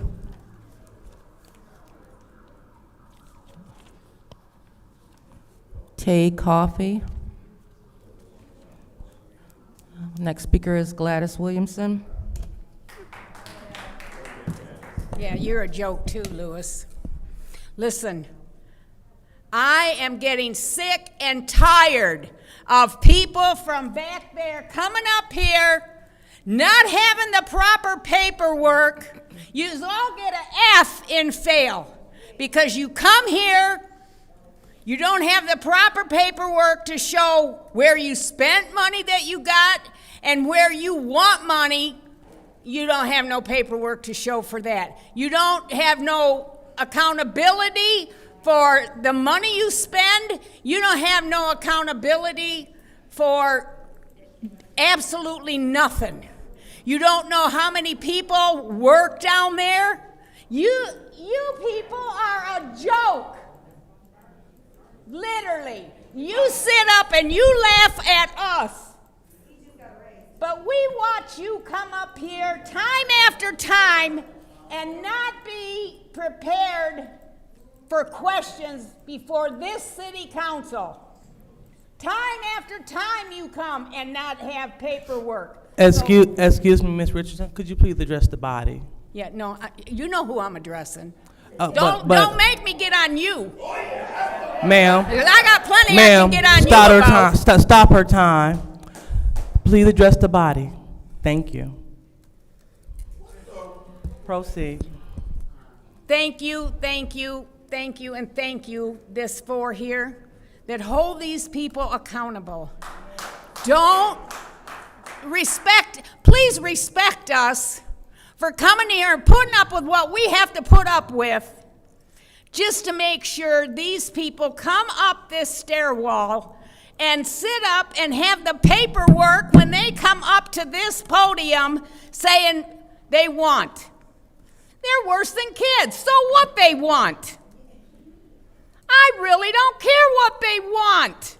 If you don't have the paperwork, and Mr. Jonathan, I so respect you because I was able to tell you months when you first came here, if you treat your seat like you do the bank, would you give somebody that came to your bank and didn't have the proper paperwork $1 million?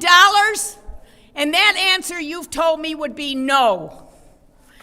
And I expect, and I have gotten that from you, that same response when these fools come up here and don't have the proper paperwork for money they've spent and money they want.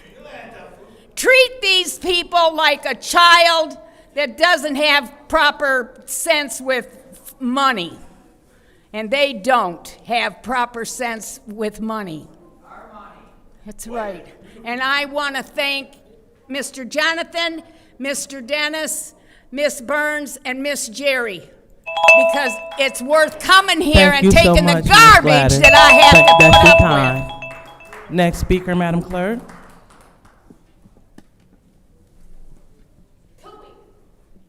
The next speaker is Beverly Biggs Levy.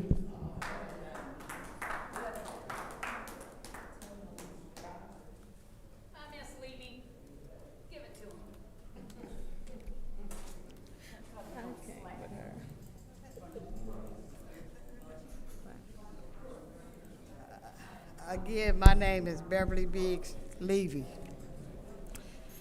Judy, you got the audacity to keep bringing up stuff about me. Your finances ain't paid. While you worried about my bills, worry about yours. And I don't, you talking about you own your house? Boo-boo, I own 3 of them. Just because you have a house, you ain't the only one that owns a house. This is irrelevant for what needs to be done, but you want to sit back in the back and talk stuff to me, I'll put it on record. I ain't ashamed. You guys need help. Like I said, you don't look up. Them are the only 4 that looks up all the time. Y'all got y'all heads down. Y'all probably texting one another. You got something to say? What you got to say? How much you gonna steal this week? How much money you gonna get this week? That's what you gotta say? Voting on your 501c3s? That's what y'all gotta say? How much you gonna get from Ashton Capital? Let's make this plain. You guys have a problem, and it's a big problem, a real big problem. Are you gonna have Leon to step down from beating up his girlfriend? Let's put the stuff out. You never did a press conference on Leon, but y'all want to do a press conference on some kids. And this is the thing. The kids are innocent. You don't pray for them. You want to think about what the good things you done did this week. There's people dying in our street. Chief Green needs to step down. The mayor needs to step down. You guys have no plan for our young people. But I bet you had made sure that girl didn't get on the news last night, but you put the back to the bricks on the news last night. Let's put the real stuff on the news. These kids are dying out here in these streets. You have no control. You have this council full of police officers, but you ain't got nobody on the street. Let's do something about the streets. And Michelle, it's a shame. You get up and speak on the kids and you ain't even got none. It's a shame. You don't know what these parents are going through, and you really do. You three don't care. Have a blessed day.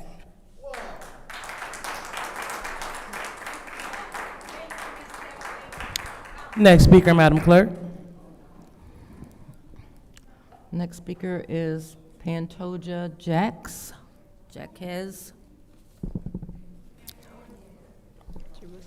Next speaker is Ms. Pollard.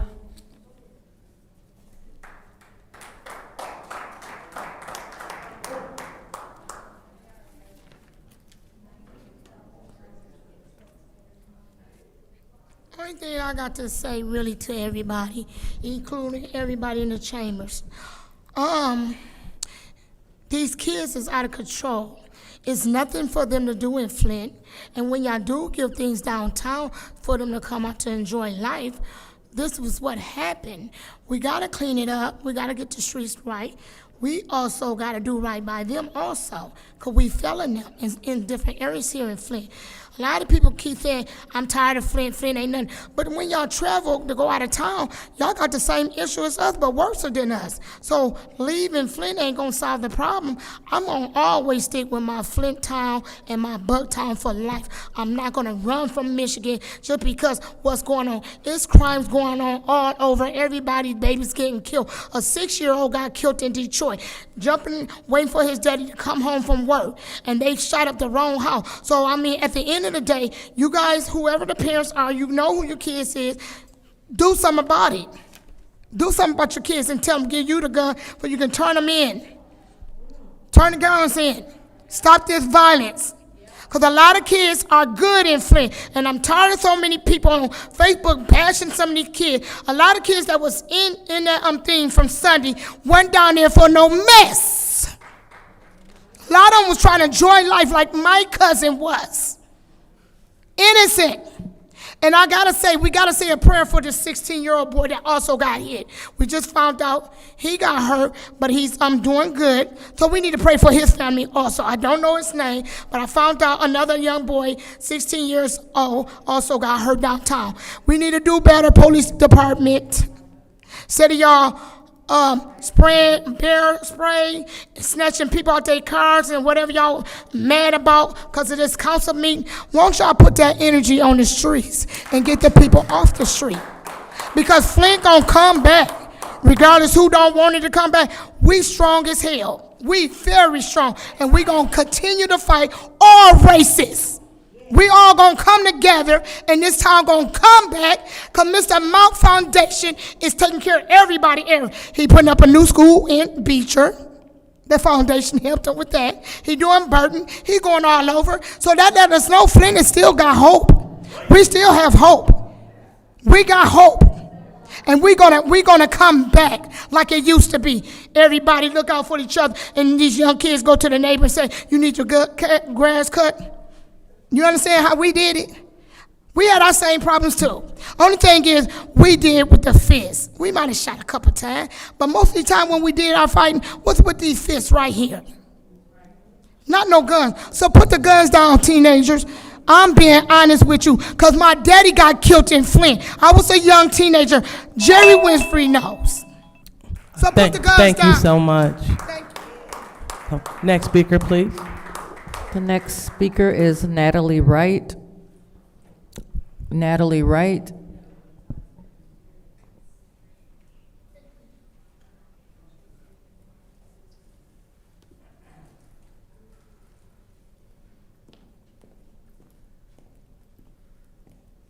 Hi.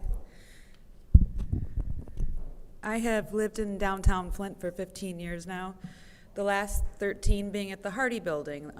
The front of my building faces the bus station, where we do get some shootings and actions. I've also been going out and enjoying all of our festivals that we have. And one thing I have really noticed in the last 15 years is that when there's a predominantly black event, it is just not going to be staffed the same way. I would really like to contrast Drop Fest that was so gratuitously staffed that's why we were able to have the intervention we did when Garden View was on fire. Because it was ridiculously staffed, and I'm tired of this blame being put on the parents when white people could drop their white kids off to a rave-like atmosphere and know that all the drugs they did, it would be fine. They could pick them up at the Red Cross tent. Where was the Red Cross tent yesterday in that heat?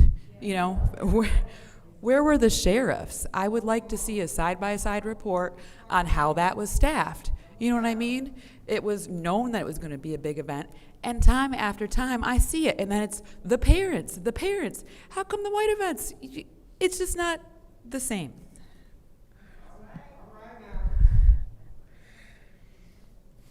Also, I wanted to tell you how you regain trust is by doing the right thing for the people all the time.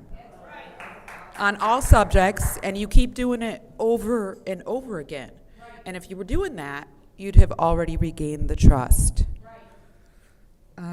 I would also like to say this stuff about Leon, it's bothering all of us, and then you don't want the youth to be violent, but you're not holding this man accountable who's in a city council position. I would also like to read you something that I found today by a Miss Annalisa Padilla. What happened and keeps happening in Flint is also a result of people not having a third space anymore. A third space is the concept that we have home and work and a third place to gather and socialize. Studies have shown third places are disappearing. We have lost clubs, bars, restaurants, libraries. People have nowhere to gather, especially young black people in our city. So they keep making places themselves, and these places are wholly unregulated with no decorum because no one is held accountable. Here's the thing, as I said, I wanted to read all of this, and I will get back to reading this and skip back down, is it wouldn't have mattered what color the people were last night with that little staffing that was bound to happen. And why does that keep happening? Why does it appear that we do not care about our young black people here? We also need to hold cops accountable. It is very odd that they could show up to police drop fests and other. Yeah, thank you.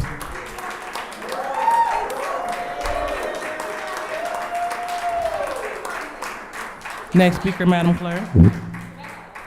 The next speaker is Deborah Coleman. Deborah Coleman.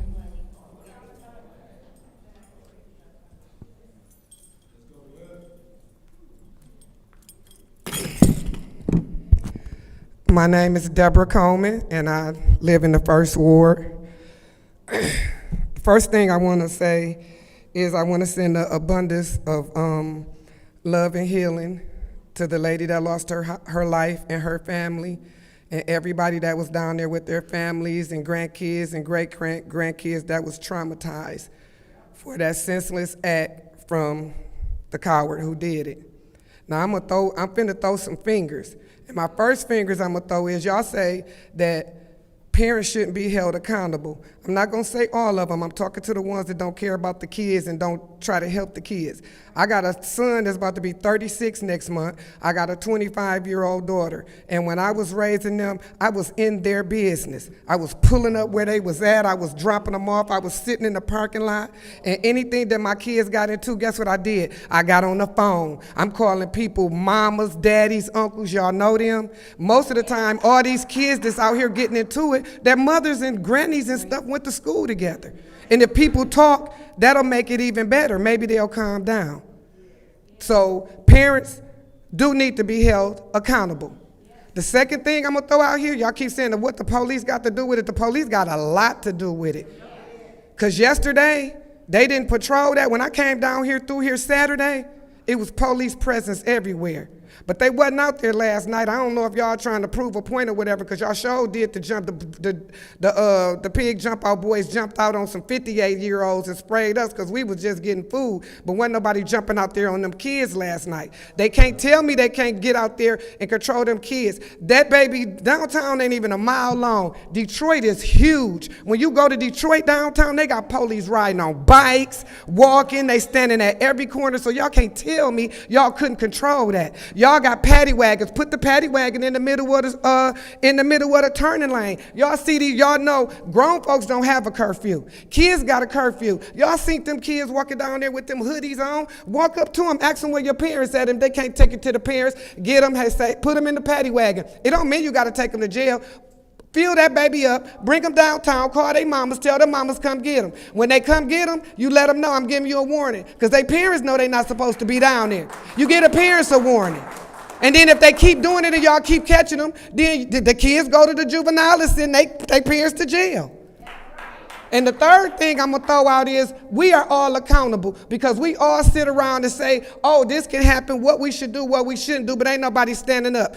I'm out here now because I was involved in something. And I'm gonna stay out here. And I'm gonna keep coming and I'm gonna keep talking. I'm gonna keep talking, and something needs to be done. And I'm gonna tell you what, y'all just keep watching, because them fools that jumped out on us, it ain't over. Keep on watching. Keep on watching, because they finna be held accountable. Thank you so Believe much. that. Next speaker, Madam Clerk. The next speaker is Taylor Sampson.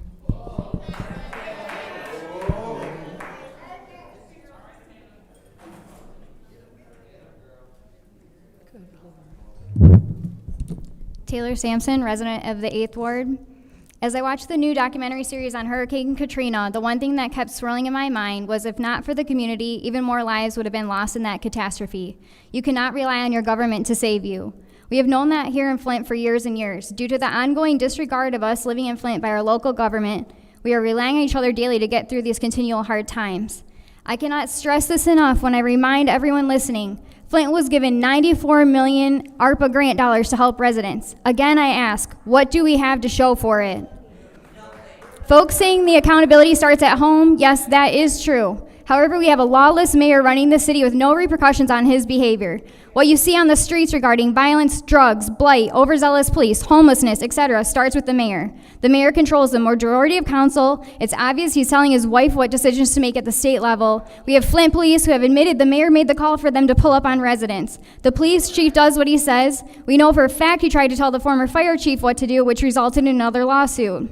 The ineptitude of our mayor and those that follow his orders rather than the oath they took to serve have put the city in some of the worst shape it has been in decades.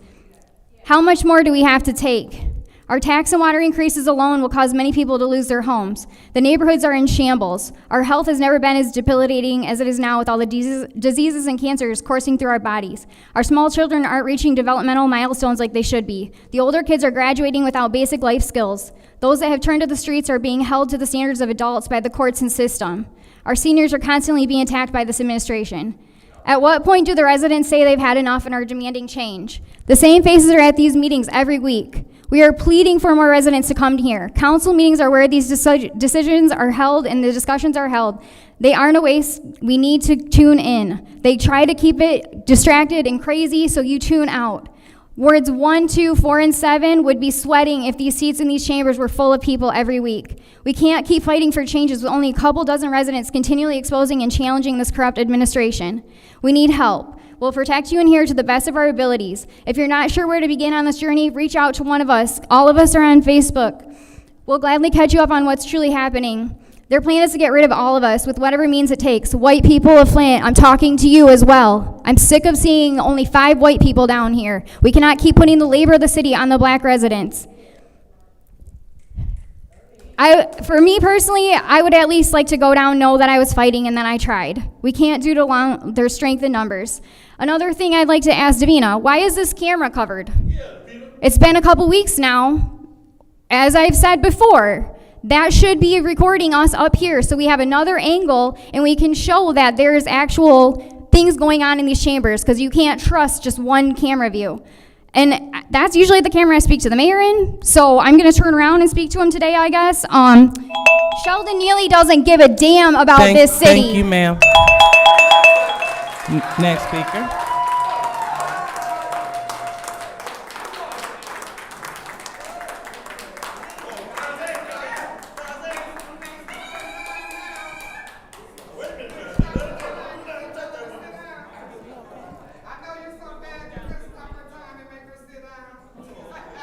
The next speaker is Audrey Muhammad.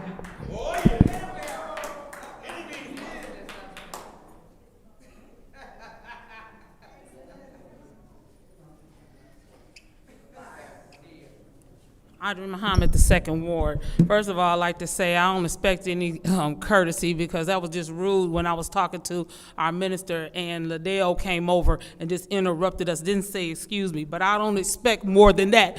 Speaking that she had cursed out a pastor twice where the public could hear her, and then wants to go and try to villainize me several times. Didn't work. I'm still on the library board. But I'd like to read a post that I saw this morning on Facebook from Percy Glover. He said, "Effing read this. In all the community work I do, there are 2 statements I've heard in the past year about the gun violence in Flint that will never leave my head. Number 1, a law enforcement officer said, F them kids, let them kill each other. Number 2, a person from the federal prosecutor's office said, we know exactly who the youth are that are doing the shooting, and the only reason they haven't been prosecuted is because they are too young. It would take, it would have to go all the way to DC, the White House, to get approval to indict a minor. That's sad. I remember a lecture that was made by the Honorable Minister Louis Farrakhan called Justifiable Homicide, Black Youth in Peril. Peril spelled P-E-R-I-L. He's also had it reverted over to a book.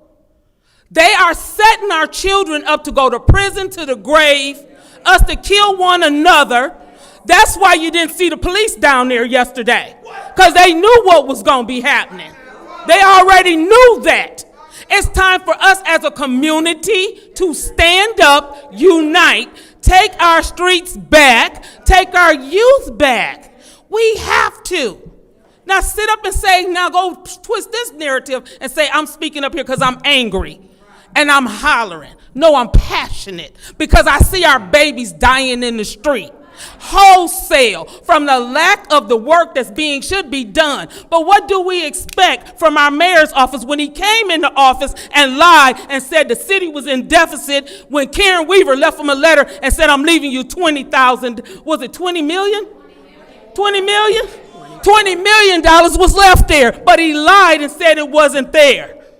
And she left a letter, and then he said, oh, we found $20 million. You didn't just find $20 million. It was already told to you that it was there. So his lies has continued on. So why do we expect that they would do something now to help come with a crime plan when they have been saying this all along? Even before you got in office, they've been saying they're going to do something about crime and haven't done nothing.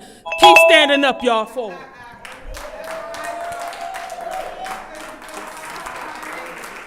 Next public speaker. The next speaker is Lorraine Thompson.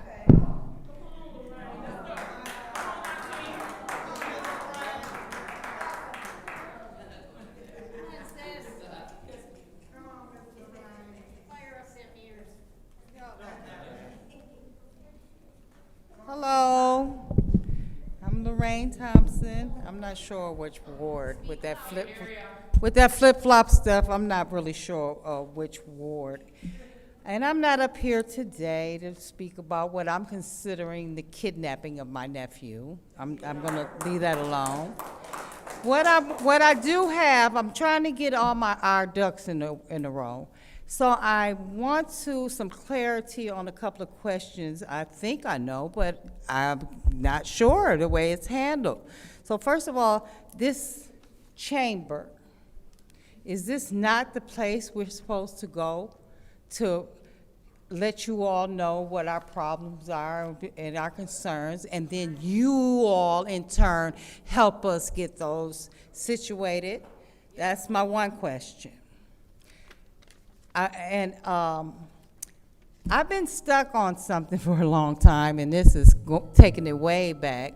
But that whole illegal meeting that took place where Mays was put out, I'm stuck there. I'm stuck there because I really want to know who orchestrated that.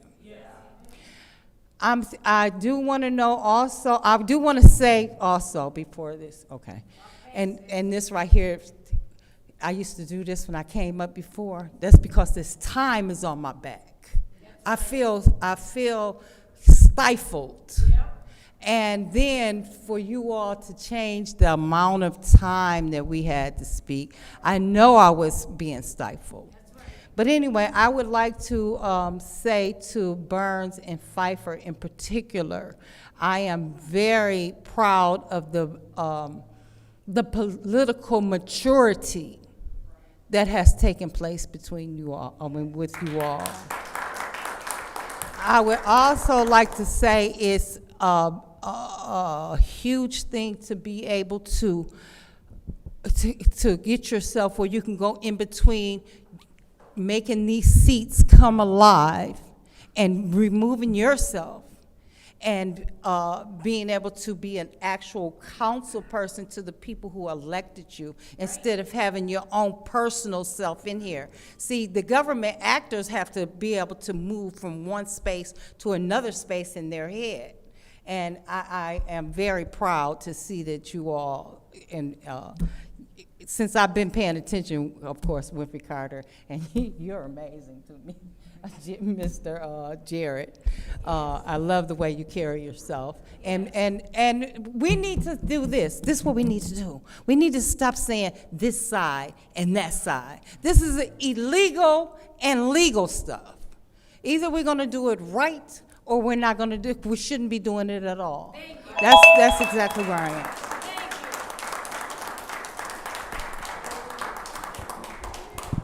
All right, Madam Clerk, is that the last speaker? No, the next speaker is Claire McClinton. Okay.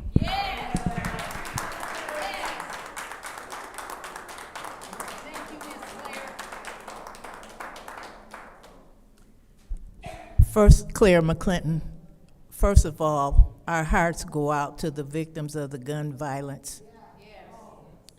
And we just have to pause and give our sympathy to that because we can't get used to that.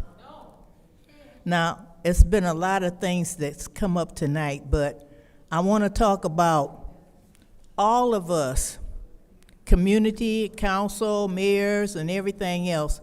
We have got to step up our game and do more because the conditions in our community is going down. So all of us have to step up and do more. And I want to challenge some of the other organizations that's in our community whose silence is deafening. They're not speaking out. They're not coming forward. The Republican Party, the Democratic Party, the UAW, this new group called the Indivisibles, all that, the League of Women Voters, the NAACP, your community, your neighborhood block club. We need to come on out here and stand up and stand for what's right and not be intimidated and scared that we're going to be arrested for using our voices. Now, I want to go back, because this thing with the police is escalating. And let's go back to May 1st. On May 1st, a group of community people called for a demonstration out in front of City Hall, fighting for democracy. And I went out there, and demonstrations and things like that is just second nature to Flint residents. We fight for justice. We all about justice. So I went out there and joined the thing saying our democracy was in danger and things like that, and I joined the group. I didn't even see a police. I didn't see one. But 1 month later, June 1st, when we gathered out here to march and drive to the park, we was met with state troopers and Flint Police Department. Now, what was the difference? So there's a difference in the treatment. And some of the folks tonight brought up difference in treatment, difference in protecting and serving to different groups. I challenge the council to use your subpoena power and get the police up here and answer some questions. Thank you. Thank you. Next speaker, Madam Clerk.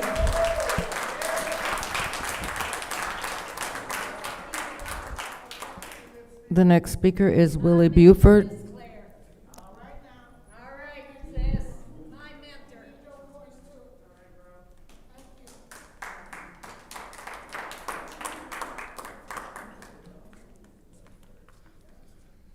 Good evening, council members. My name is Willie Buford. I am a resident of the 2nd Ward. I came here to say I love this city. Flint is so dope. I'm tired of Flint being described as grit and resilient. We need to move past resilient and grit. And we need to get to Flint being a safe haven. I dedicate my life to the young people here in Flint, Michigan. I walk with them, I work for them, and I work with them. And they are dope. They're brilliant, they're creative, and their talent is immeasurable. But the sad thing is they're also broken. They're broken because they have no hope. When they look for leaders, they turn to their music and their movies and the media, and you know what they see there? Violence. Then they come outside and they look to the leaders of the city, and they see arguing, cursing each other out, tearing each other down. What are we teaching them? 810 Day should have been a day of celebration. We should have been turned up for the city in the right way. Instead, a young girl's life was stolen. But that didn't start that night. That started years ago with the culture we created. We fight in front of our children. We disrespect each other. We celebrate the very poison that is killing us. Then we wonder why our kids go and pick up guns. If we keep planting these seeds, violence is the only harvest we're going to reap. I'm calling on the council to be leaders in your ward. Reach out to the religious leaders in the churches in your ward. Let's take our city streets back. Flint is filled with churches. We got enough people who believe in God and who believe in values and morals. Council members, go out and talk to those people and let's get on these streets, right? Let's create the right culture for our young people. Also, if we need to defund the police, let's do that also. They're here to serve us. Let Flint show the world what it looks like when people police themselves. Not chaos, but community power. We can't afford to let another 810 Day tragedy go. And that work starts right now.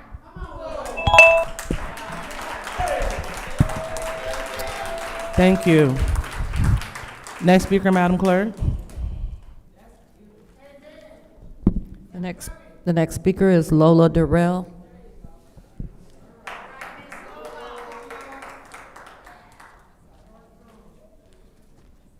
Hi, everyone. Good afternoon. Good afternoon.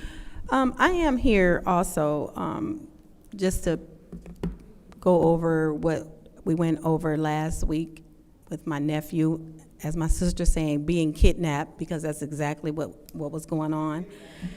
And so with the violence that happened yesterday, all I see on Facebook, because I wasn't there, but with the shooting, and I see that it wasn't hardly any police there. I don't understand why, when they're there for like back to the bricks and stuff, they're really heavy. And so, you know, that's not right. And they need to be there for every event, I believe, just to patrol and make sure everything goes well.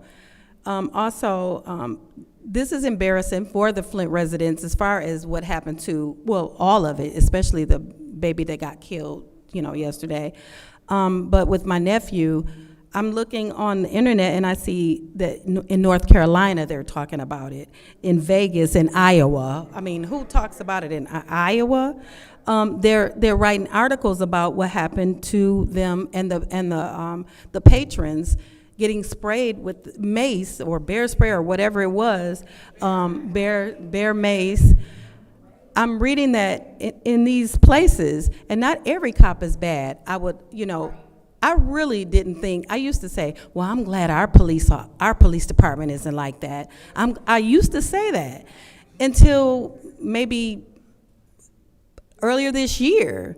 I used to say that, and because I never heard about them abusing, the residents or anything like that happened to my nephew. I never heard of that, and I would say that, well, I'm glad our police officers are not like that, but they are. I mean, it's some that are, not everyone.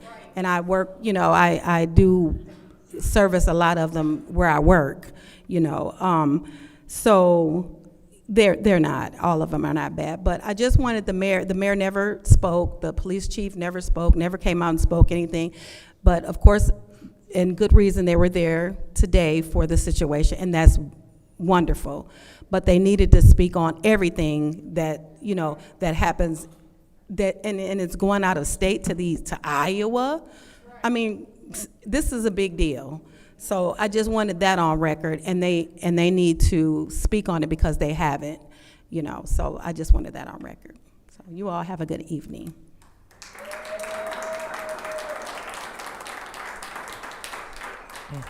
Next speaker, Madam Clerk. The next speaker is Sarah Houston.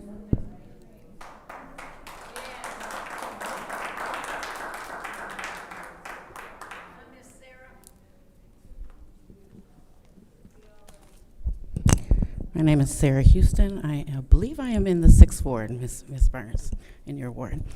I am a lifelong resident, proud daughter of 2 deaf individuals born and raised here in Flint, Michigan. And I would be wrong if I first did not say you never have sign language interpreters or access for your deaf residents in the city. Michigan School for the Deaf is right here in Flint, Michigan, and you never, ever think about them? Mr. Mayor, I used to stand beside you doing COVID work, but now you have nobody. I don't have to be there. It ain't about me. I'm eating. Other folks can eat. But access for my deaf son, for my deaf nephew, for my family members, for my community should be here at all times. Certified. Certified, because it's against the law to not do so. As of that part, eye contact. I watch on Facebook these meetings a lot. Liddell, I'm very disappointed. If you don't like them, you don't look at them, babe. And we talk often. I'm very disappointed. I understand that people have rubbed you the wrong way, but you have a job to do here. You are paid to listen to everybody, and not just those that like you or support you. That's not fair. That's not right. And as a person who believes in calling out right and wrong, I'm gonna call you out on that, boo. That's wrong. It's wrong. It's very disrespectful, and I've seen that. Miss Judy, the same thing for you. And for you to speak up on Miss Mari or on whoever you were trying to talk about their high school record, that ain't got nothing to do with what's going on here today. That child was speaking truth about her pain in this city. How dare y'all disrespect our future? That's our future. I've worked in the schools for 7 years. I worked in the schools as a sign language interpreter, but because I was born and raised here, I knew a lot of children's parents. Those kids, those boys that died a couple weeks ago, and then the one that got killed in the barbershop, those were my babies. I sat and talked to one of them that said, Miss Sarah, I'm sorry, I don't see nothing else for myself but death in the streets. The one that just got... So from that funeral, I hugged on a young man, told them babies, please be safe. And the young man that I hugged on said, please be safe. I buried him last week. This gotta stop, y'all. It's gotta stop. I don't have a lot of time. The police violence that's going on in here. I don't understand why we bringing people who don't live in Flint to police Flint. They don't care about us. They think we animals, evident by the bear spray that was brought to spray people in Flint, Michigan. Where is a bear in Flint, Michigan? I'm just saying. Maybe some cultural competency training. Something's got to go on and be given regularly and tested. Y'all, we have to do this for our city and our people. Thank you, ma'am. you. Thank you. Next speaker, Madam Clerk.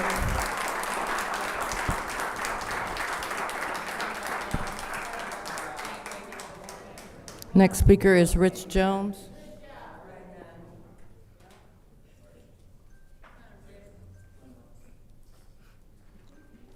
How y'all doing today? First of all, I was planning on coming up here, but I was not planning on speaking, but I was watching the meeting, and Liddell, you said something that really rubbed me the wrong way. And I'm just gonna make this short. Even if one kid get killed in Flint, Michigan in a year, that's one too many. That's one too many. And let me say something to everybody. The difference in our city and these kids and these gangs is gun availability. We have always had gangs. We have always fought.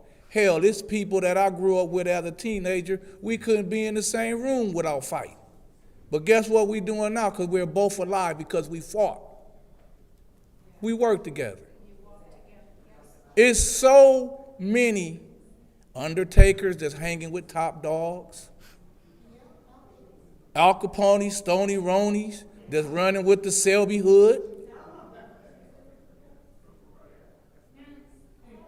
People that used to want to go at each other. And we had a gun problem before too. But I don't know how, because I wasn't one of the ones that was shooting the guns, but I was in that age group of the shooters. But that ended. That's ended through the community. And for all of you youngsters out there, I want to quote something from one of the artists from my No More Tears concerts and stuff, and his quote is, "Collect calls so you know it's me. They just let it ring, out of sight, out of mind. That's a real thing." Now I want to play y'all as much of this song as y'all can hear. And this is for all of these young kids out here. When I was 17, I was involved in a shooting incident at a party. So I want to take this time out to really give a sincere apology to Vertina's. I would tell her things coming straight from my heart. I would tell her things coming straight from my heart. I would tell her things coming straight from my heart. Paint a picture like it's art, straight from my heart. I would tell her things coming straight from my heart. I would tell her things coming straight from my heart. That's a song that is wrote by a rapper who was involved in a drive-by shooting into which an innocent girl was killed in the city of Flint. Thank you. Thank you. Next speaker, Madam Clerk. The next speaker is Amanda Lemieux.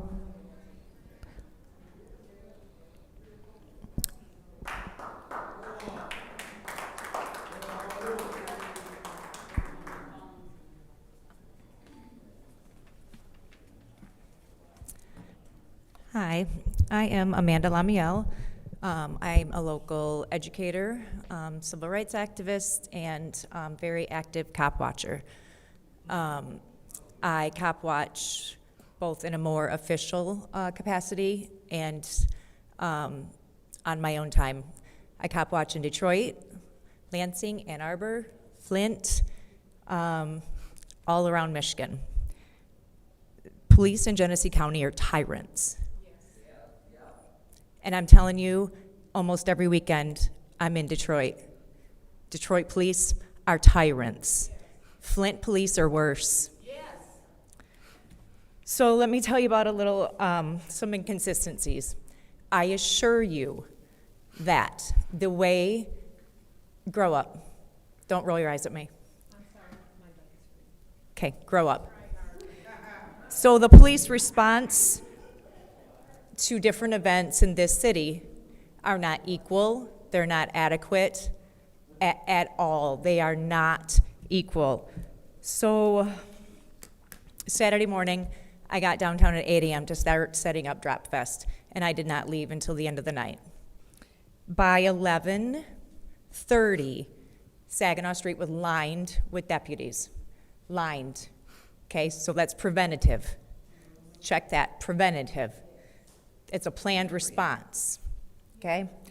By 11:45, I observed my first arrest. And those arrests continued all day long. Deputies were everywhere. Flint police, university deputies, all day long. They arrested a homeless man who was sleeping on a bench, who I see there 5 times a week. They were pulling people over in the middle of lights, arrested them. It was very preventative. Let me assure you, Genesee County Police, Sheriff, universities, the deputies, they know how to police this city. I see them doing it. As a matter of fact, I went home that night thinking, man, that was a lot of police. But at least they were incredibly respectful. They were over the top, and it felt weird. This is gentrification, and we know it. They are protecting businesses over people. They are protecting their area that they want to continue to be, I'm sorry, but white. That is what this is. The other problem is across these departments, what their responses look like are horrifically different. So what's happening is they have a response. They're responding to these other events, and they're reacting to when they don't send anybody out, then they're reacting and they're blaming the people who are actually victimized. Thank you, ma'am. For not having a response. Next speaker.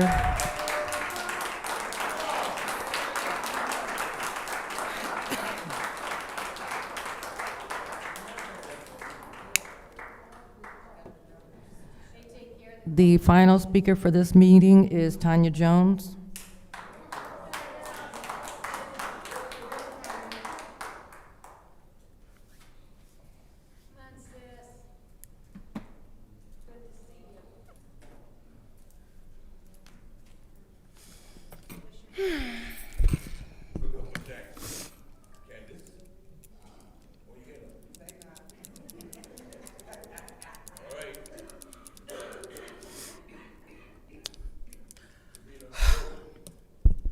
Good evening. Hello. Tonight, my concern is, I am a concerned parent. I have a son that's part of the opiate crisis. He's autistic. Also, he has sickle cell. Liddell, one day it could be your son. I noticed you have a son. You look me up, he could be your son. Nobody exempt to what's going on. So I hope you can handle what I handle. Don't ever think it can't happen to you. I hope you as strong as I am, because I'm not going nowhere. I have a court date for LaShawn Johnson on the 25th, John Cole on the 25th, Let me explain why I have the court date for LaShawn Johnson. Because she assaulted me in the bathroom here. I come here to be heard, not to be arrested, not to be lied on. Y'all want people to go away. But I can't go away. You know what? Because didn't nobody give up on me. I left home at 14, been on my own since I was 14.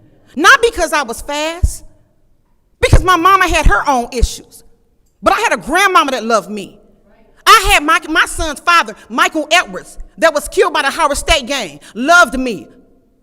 My mother, Flora Smith, loved me. I had people love me. I didn't have a family. My father is Hubert Roberts of Black Lives Matter. You think I would be standing here if I had family support? I'm out here trying to search to get help for my son, trying to save my son. I have a missing person report right now for my son. I went downtown looking for my son. Do you know how it is to look at keeping the community informed every day, looking for my son? But this is my baby, and he's worth it. Y'all don't understand. He's worth it. Machette, my son, went to church, a member of Ebenezer. My son did not go to Flint schools. I took my son away from Flint, and I did the best I could by him. But it's the company you keep. These kids don't have what I gave. But I'm going to stand in for the ones that don't have nobody, because these kids not lost. We all a part. God wants us all to come together. But I'm just trying to tell y'all, these kids is hurting. I was hurting when I left home. But God put some good people in my life. I don't know how to give up. I don't know how to give up. So for John Cole case that tried to groom my son, you know, my son told me, I got the video. I got text messages. You can look back the time. I got time. And I'm going to be in court the 25th. And I'm going to be in the court for LaShawn. And she said it ain't going nowhere. But I'm not going nowhere. They're not going to do nothing with it. But guess what? I'm going to keep on. It's going to be on record. And you have a good night. I love y'all, and God loves y'all too.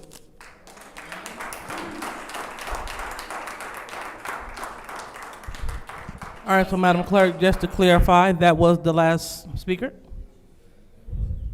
That's correct. Okay, thank you. So now it's time for council comment. Any council members would like to respond? Madam Chair. Go ahead, Ms. Burns. Thank you. We only get 2 minutes, so I want to say to Lorraine and Lola, keep coming, keep speaking. Lorraine, you are a very dear friend to the late Councilman Eric Mays, and it's good to see you still here. And for the Lawson family, I hope whatever justice looks like, that you receive it. You receive it. To Brother LaRon, I want to tell you thank you for coming, because a lot of times people don't know I reach outside. I appreciate you contacting me. I appreciate you going to Hurley with me, with the mother who we found out 2 of her sons were shot at that time, and to pray together. Thank you for showing up in these council chambers, because every time you show up, you don't have to get up and say it up here. You know, you show up, and I appreciate that. I truly do. I want to say to Taylor, I want to say to Tanya, I want to say to Debbie and Diane and to Beverly with the Color of Law Coalition, thank you, ladies, because you come here because you're still terrified and you have issues and you have anxiety. Thank you for showing up for the people. And Natalie, thank you for showing and up to this podium, because you were irritated, you were upset. You are a part of Flint, and you showed up to speak up. We need people to speak up and to show up. And to the people who stated we used to see so many different police. We had Segways, horses, motorcycles, police cruisers, bicycles. This was poor planning. I was told there were only 2 people signed up for the 810 day. That's not enough. It's not enough. I've been to 810 before, and I didn't go this year, went last year. And we knew we needed to have better planning. I didn't see but a couple last year, and that may be why we only had a couple this year. And so when we talk about our city, we are going to have to at some point come together. What that looks like, I do not know, but that is my time.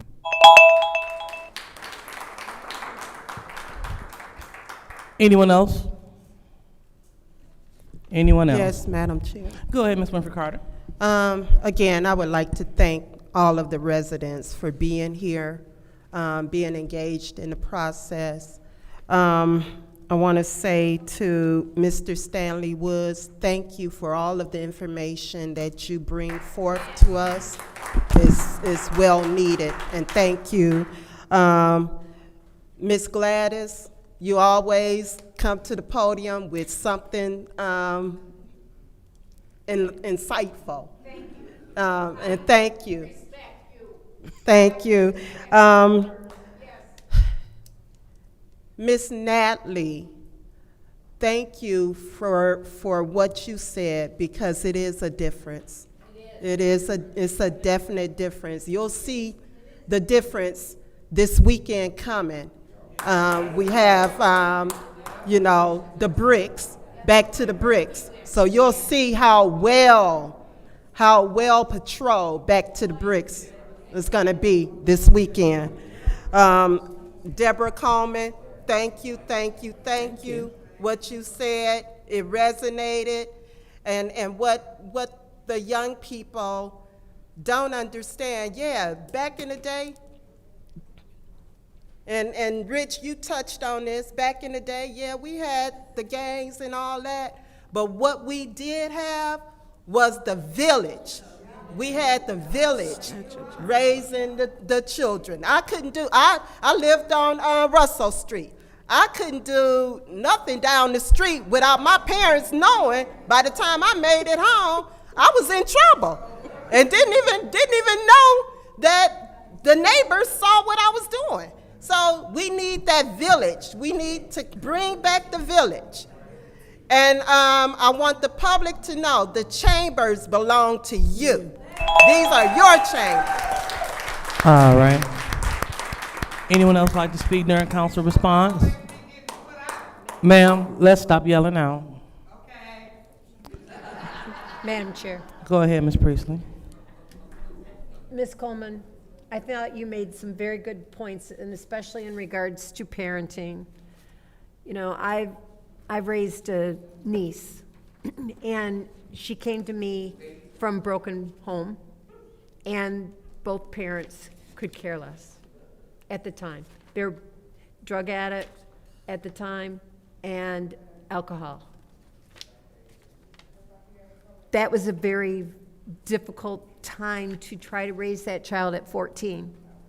I didn't know where she was all the time, but I tried. She's doing well now. I sure hope you find your son. I really do. What happened to him is shameful, absolutely horrible. I find it very appalling, and I'm glad that that man is back in prison. I know that's right. For those people who lost family members, violence is one of the problems that I see, and I've said all along, is a lack of respect for human property, for human life. And they're not taught in some homes, and that's a shame. We need to have respect for one another, and we see it here all the time. So I sure hope that what I'm hearing isn't true in regards to black events and white events, or mixed.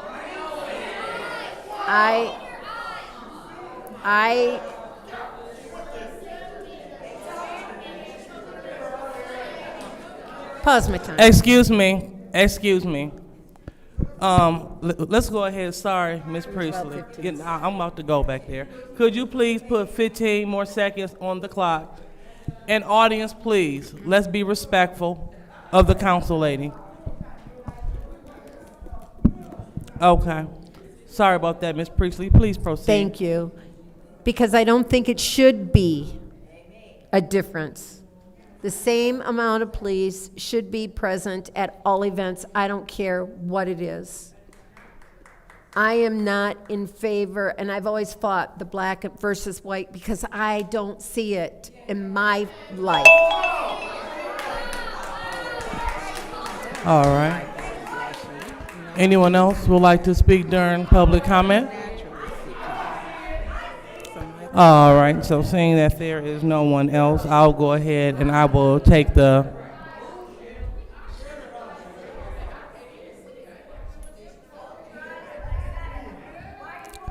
All right, we're just waiting for order to be reestablished in the chambers, please. Thank you. All right, so I'll go ahead and take my time. Thank you.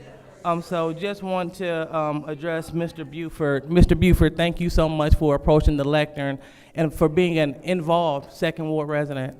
Thank you so much for serving on the committees and also for putting out real solutions, viable solutions on Facebook that we can employ today. So it sounds good. I know when you're upset, we're upset. But when you're upset, it's time for us to come back with solutions. So I definitely support that. And hopefully with the Merle Park Neighborhood Association, we can get that going, especially in your neighborhood, and spread that out to the entire Second Ward. Because again, it starts with every home, every block, which turns into the neighborhood, which leads to the community.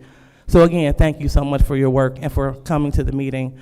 And also, Miss Natalie, I definitely appreciate you for addressing the lectern, but as you watch the meeting, what you don't hear is when I look at people, I'm accused of intimidating people when I look at them, okay?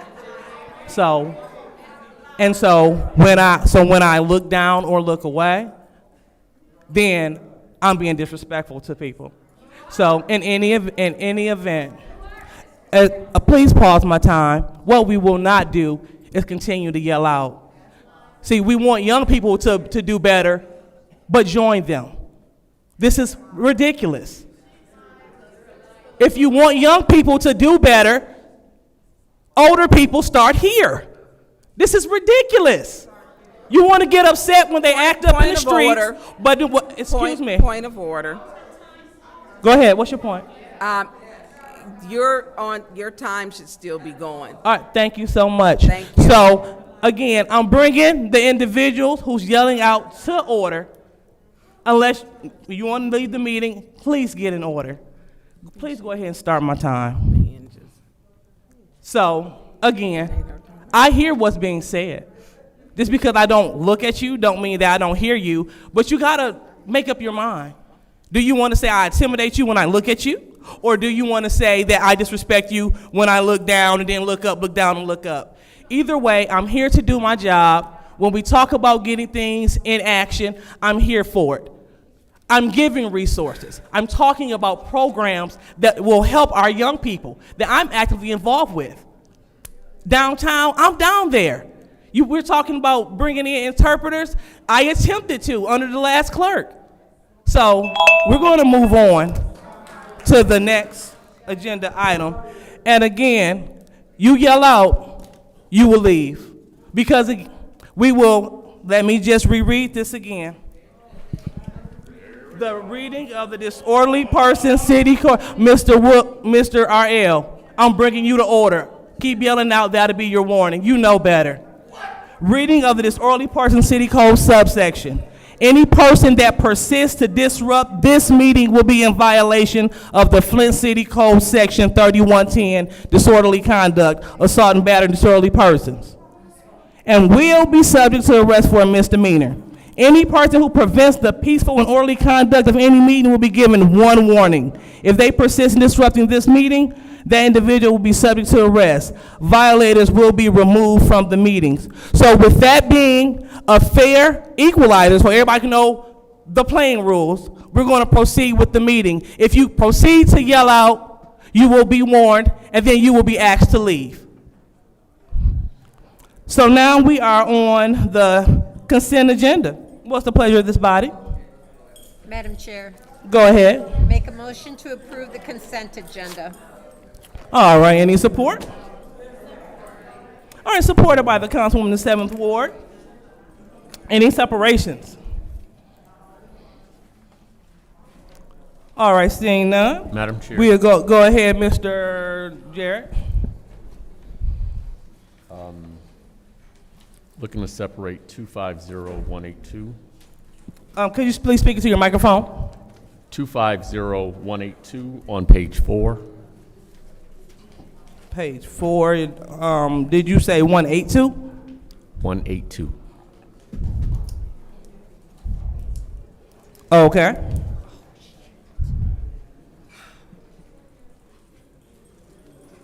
All right. That's all that all that I have.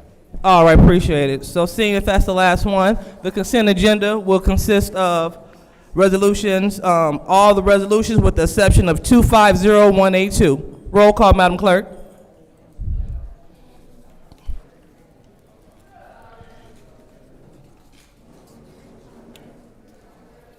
For the record, I also want to note that 250198 and 250223 were postponed in special affairs. Thank you. Dr. Lewis? Yes. Ms. Priestley? Yes. Ms. Winfrey Carter? Yes.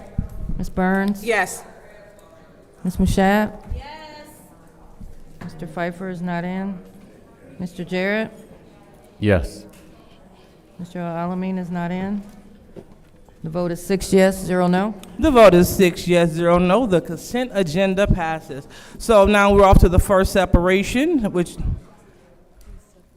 So what is the pleasure of Mr. Jarrett? Go ahead. We'll let you lead this. Move council. Pardon. Approve, rather. I'm sorry. Well, hold on. Wait. What's that? All right. So any support? Support. Supported by the council lady in the 4th Ward. Any discussion? Madam Chair. Go ahead. I think we had made a request prior because there were questions. I really wanted Chief Green to answer, especially with some of the issues that have come out. He has not been here. I yield the floor. All right. Anyone else in the first round? All right. Seeing there's no one Madam else in the Chair. first round. Anyone else in the second round? Okay. Well, speaking to your mic, Mr. Jarrett, I can't hear you. Is there someone from the department here now? From the police department? Yes. No. Okay. Okay. All I right. yield. Anyone else in the first round? Madam Chair. Go ahead, Murphy Carter. If there are questions, and I have colleagues that have questions about this resolution, and Chief Green is not here to answer these questions, I'm going to make a motion that we send this resolution 250182, back to Finance. All right. There's a motion on the floor to send this resolution back to finance. Any support? Support. Supported by the council lady in the 6th Ward. Roll call, Madam Clerk. Ms. Priestley? Yes. Ms. Winfrey Carter? Yes. Ms. Burns? Yes. Ms. Mushat?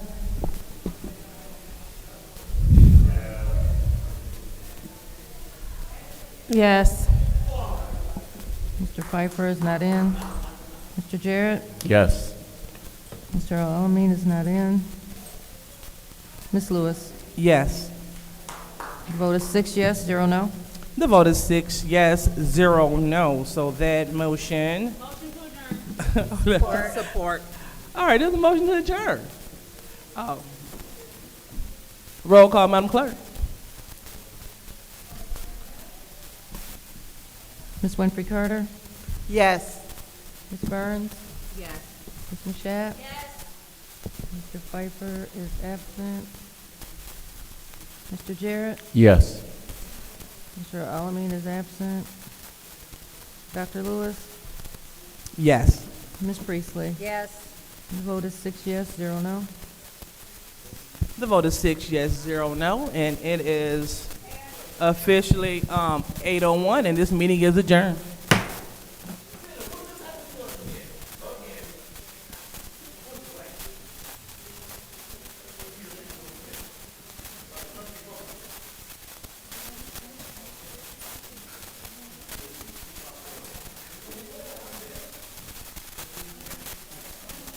I'm coming.